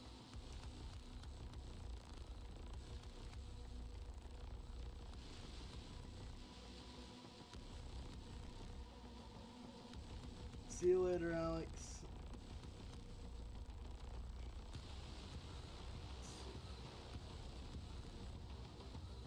Good night, dude. You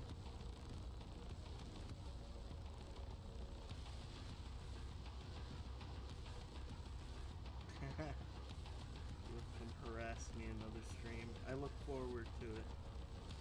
Texas thing was 18 years ago. Yeah. Well, things were very different 18 years ago.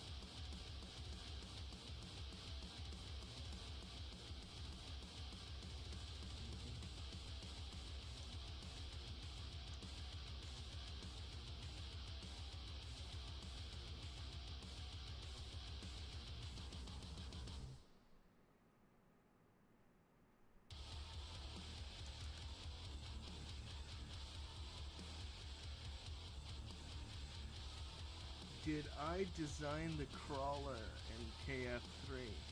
No. The crawler was designed by Mike Franchina, a very talented concept artist.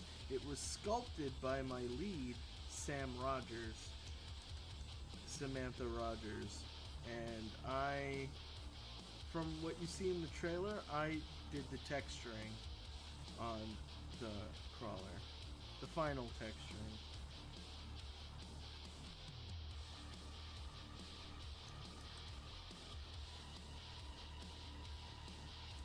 Everything you see is a team effort when it comes to video games most of the time. I already put a ring on it, dude.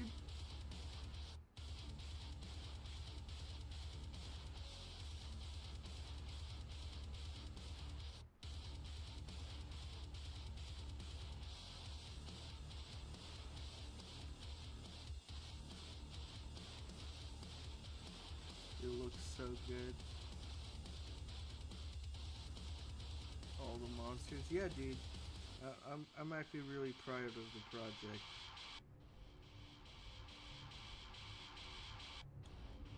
It's also been a time of my life working on it.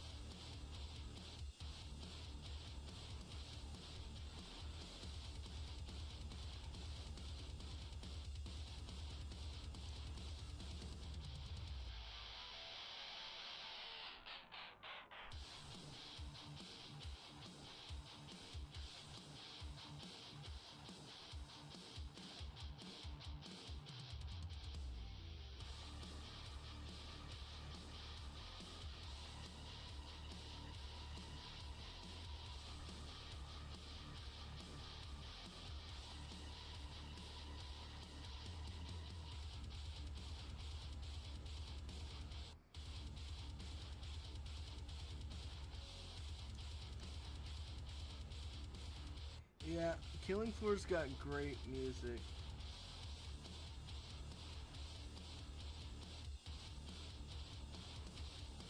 I really enjoy it. I actually listen to the soundtrack while I'm at work.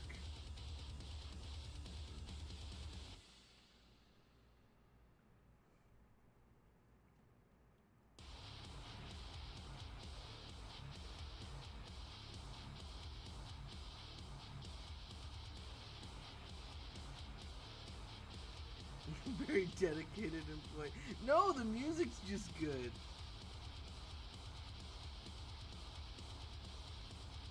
And I like my job.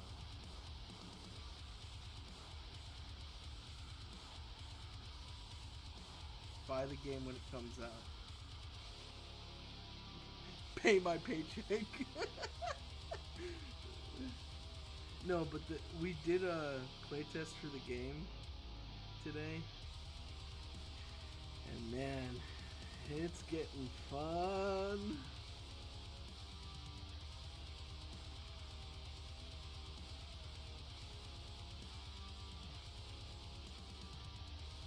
It's like any other horror shooter, but it is my horror shooter, and it's really good. It's really fun. I very much enjoy it.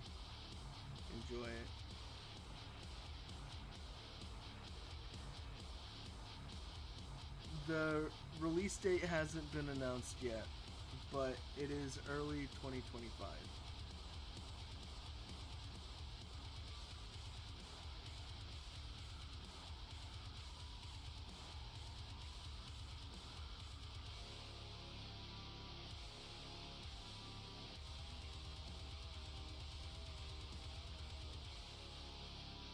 What are you what positions are you applying for, Clay?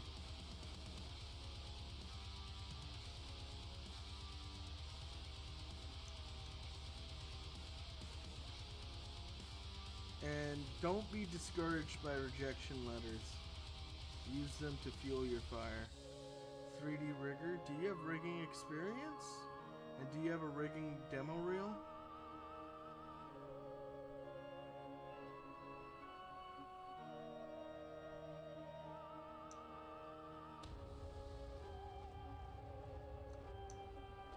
Interesting. When you get a chance, send me your demo reel and your portfolio.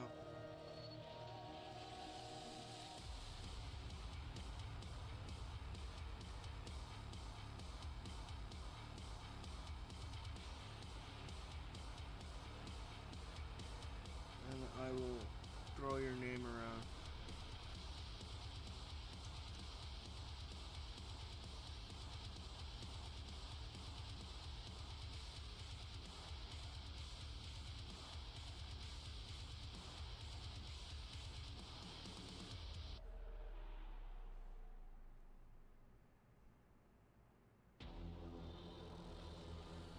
Ah, yes. Rigging has become just part tech artist, and it is true, you do need to do scripting. It might be time to learn it.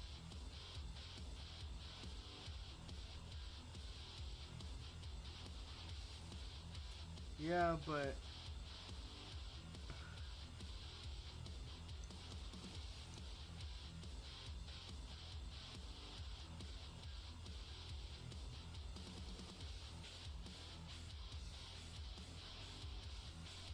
yeah, dude, I understand.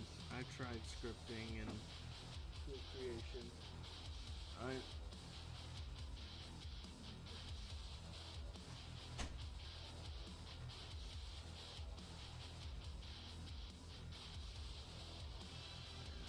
hate it when people barge into my room. It's not a fun time.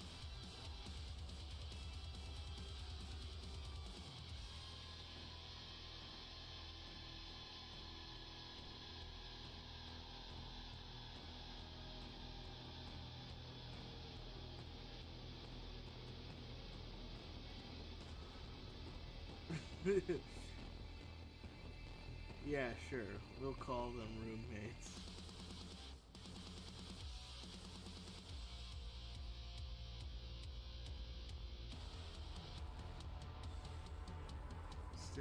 well with cloths and there aren't any rigs to do.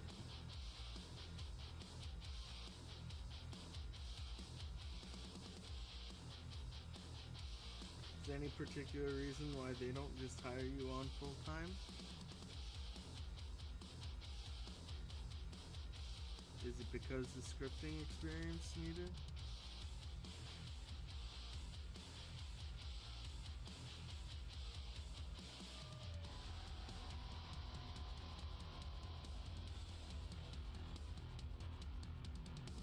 No work right now?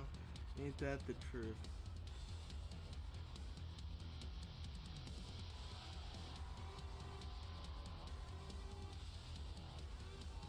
I'm very fortunate I'm on a fully funded project that's in development right now. But if this game doesn't do well, you know, it's goodbye.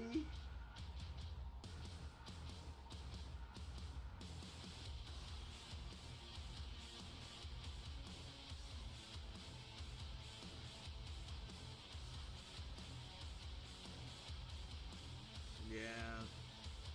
Well, Blizzard's always gonna have its ups and downs, but it is especially bad this year.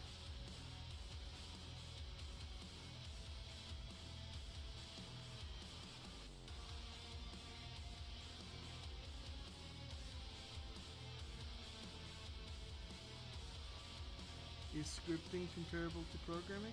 Yes. Scripting is basically telling specific programs in either Python or C# to have the programs do specific functions.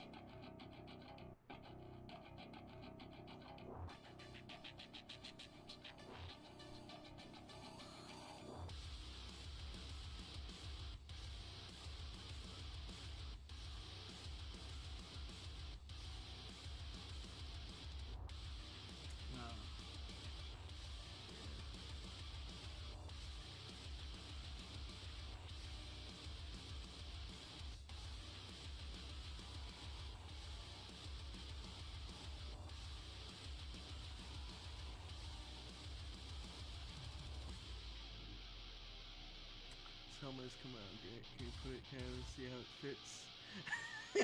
You want to see this helmet on that creature? Okay.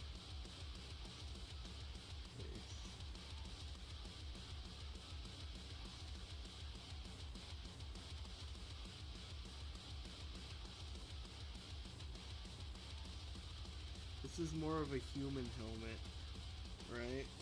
So this creature would need a helmet like this big. Hell, let's do this, okay? Let's go to this creature. Let's go to green, startup, go to MRGB. Let's do fill object, and then we go to this cape. We go to red, and we fill object on the cape, and we've got this fun little thing. Can I share my demo reel here? Yeah, but I'm gonna have to copy it. I need to copy and paste it, so I don't want it to disappear off into the ether. You can just send it to me on Instagram. But you can share it here if you want. I'm not gonna ban you for it.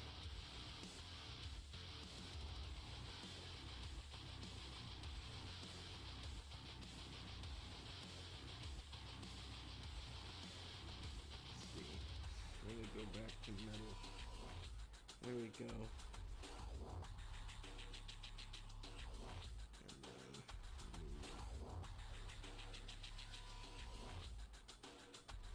No, I was just doing a little bit of hard surface practice. But if we want to make a helmet for this guy, we can start with this as a base. Why not? about it.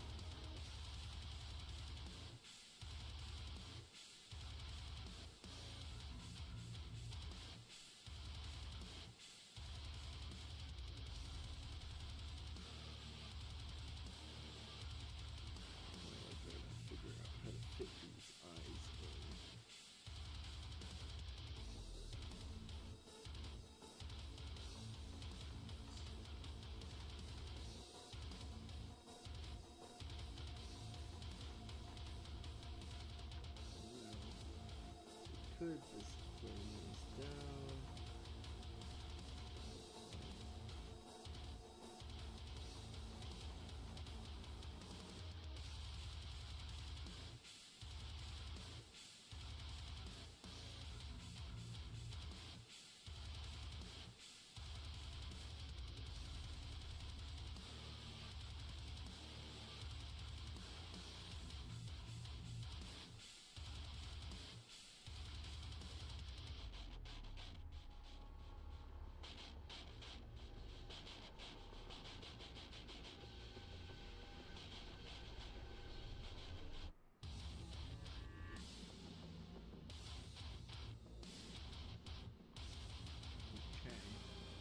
Now, what we can do is look at it in transparency mode since my eyes are over here.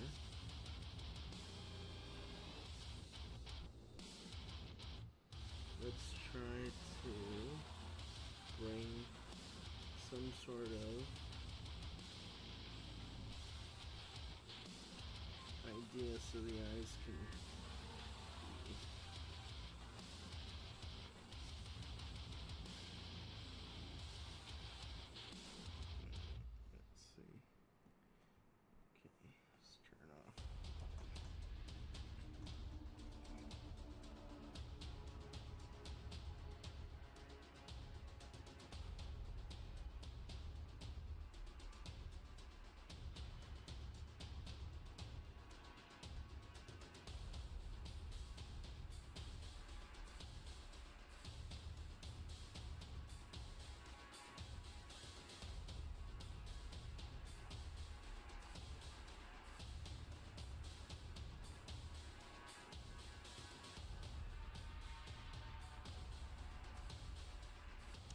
those are where the eyes are going to be.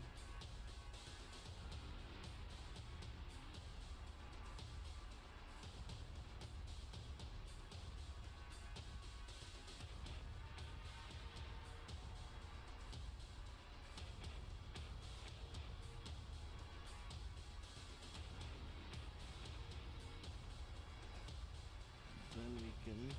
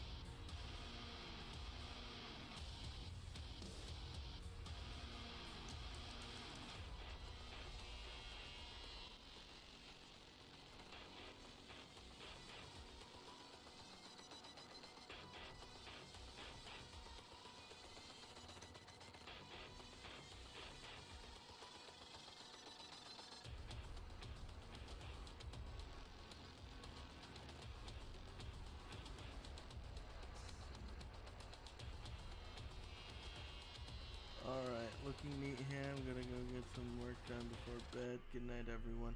See you later, boyo.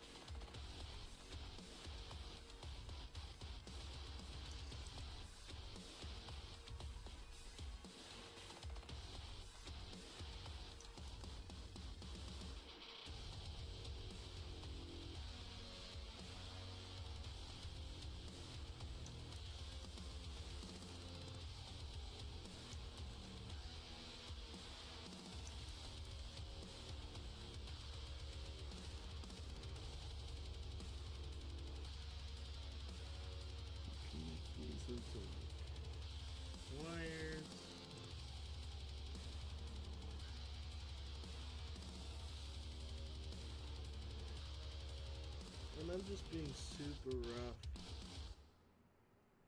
As if I'm like sculpting with clay. Because that's at the end of the day, that's what we're doing, right? We're just putting ideas to paper. And I'll clean it up if I need to. If this thing ever goes past like a sketch.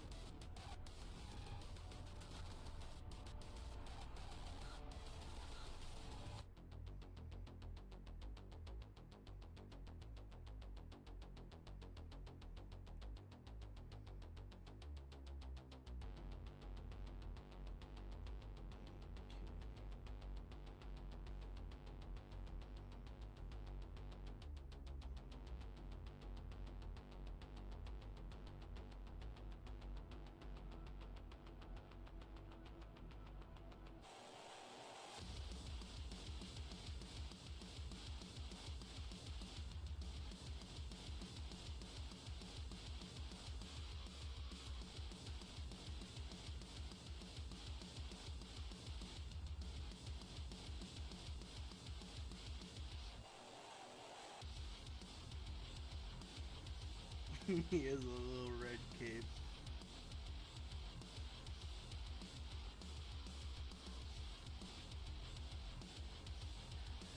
What are the 3 programs that you need to know to start working for video game industry? If you want to make characters and props and stuff, it's going to be ZBrush, a modeling program like Blender, Maya, or 3ds Max. Those 3 are interchangeable. If you want to lean towards animation, learning Maya is a must. But just to do what I do is ZBrush, a modeling program, and Substance Painter, a texturing suite.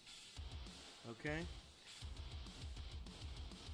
Unreal yes and no for learning a game engine. If you're going to learn a game engine, Unreal is good, but usually if you get hired at a studio, they're going to basically tell you what engine you're going to be using, and you're going to have on-the-job training, right? Having Unreal experience is great, but it's not something that's mandatory. What is mandatory is ZBrush, Substance Painter, and some sort of modeling program, and you should be able to model a lot of things. Hard surface, a little bit of hard surface. You don't have to specialize in it. I don't specialize in hard surface, but I have done my fair share of hard surface models. And half of our creatures are built out of hard surface, so I had to know that. Texturing tools. Right now, Substance Painter is industry standard. You should be able to learn Substance Painter. And then, yeah, and again, a modeling software. Right now, Blender is very popular. I use Blender at work, believe it or not, but I also know how to use Maya and 3ds Max. I haven't used 3ds Max at my current job, but I did use it a lot when I was working in commercial because they used V-Ray, which is a rendering engine. Is Substance Painter affordable for indie artists? Hell no. I swear to God, it's doable. If you're making an income, it's $200 a year. But I know not a lot of people can afford $200 a year.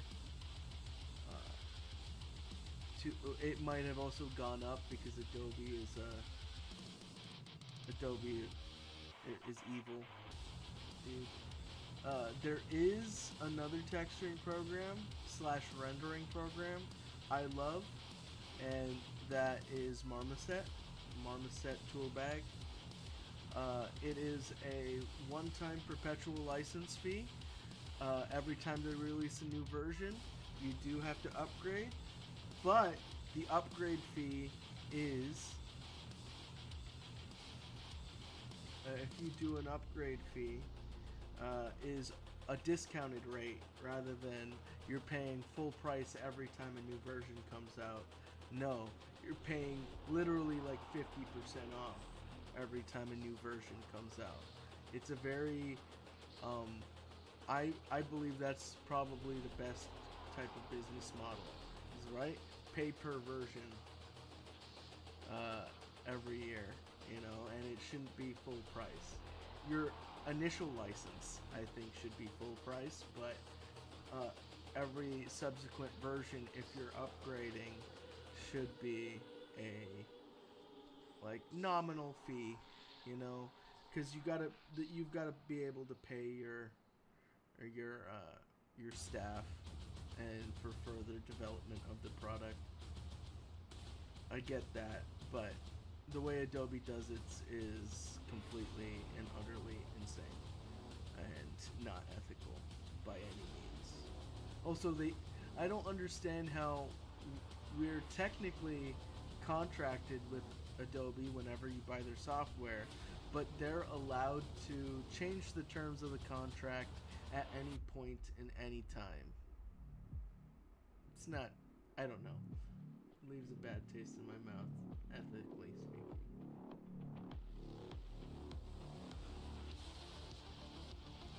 Yeah, that's why Adobe increases prices every year. That's how it goes. You're not grandfathered into a plan when you do Adobe.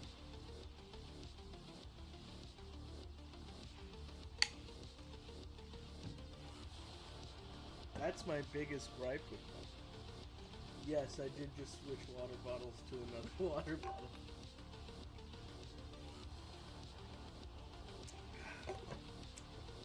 Because I am a monster. Alright guys, we're coming up on that 2.5 hour mark. It's about time to say our farewells. We do have 8 minutes or 7 minutes. I will be answering any final questions, so let's get on to it. I'll give you a good turnaround of this guy. I've got work in the morning, and I've got a life to live. So, I'm not going to stream all night. Maybe sometime in the future I'll do an all-night monster stream, but not tonight.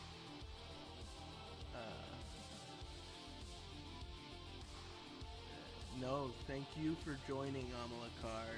You are a great art man.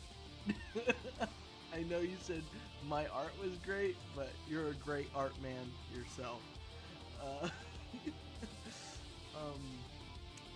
Semantics. And let's see. Yeah, here's a little turnaround of our weird caped, helmeted Mantis guy. And that's really fun. I work really fast. It's experience. Anybody can work as fast as I do if they spent 15 years of their life learning how to sculpt in a single software.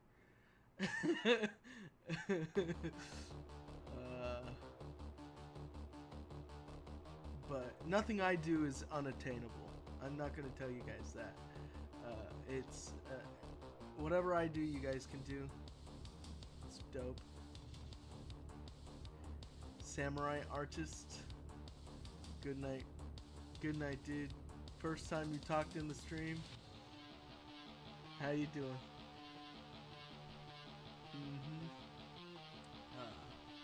Alright. Good night, folks. Let's go back into... Let's zoom in real quick. Hello. I'm going to let you have a fun time.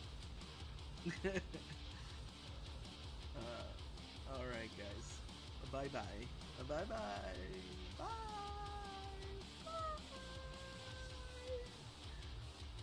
Okay, let's see. How do I stop? Okay.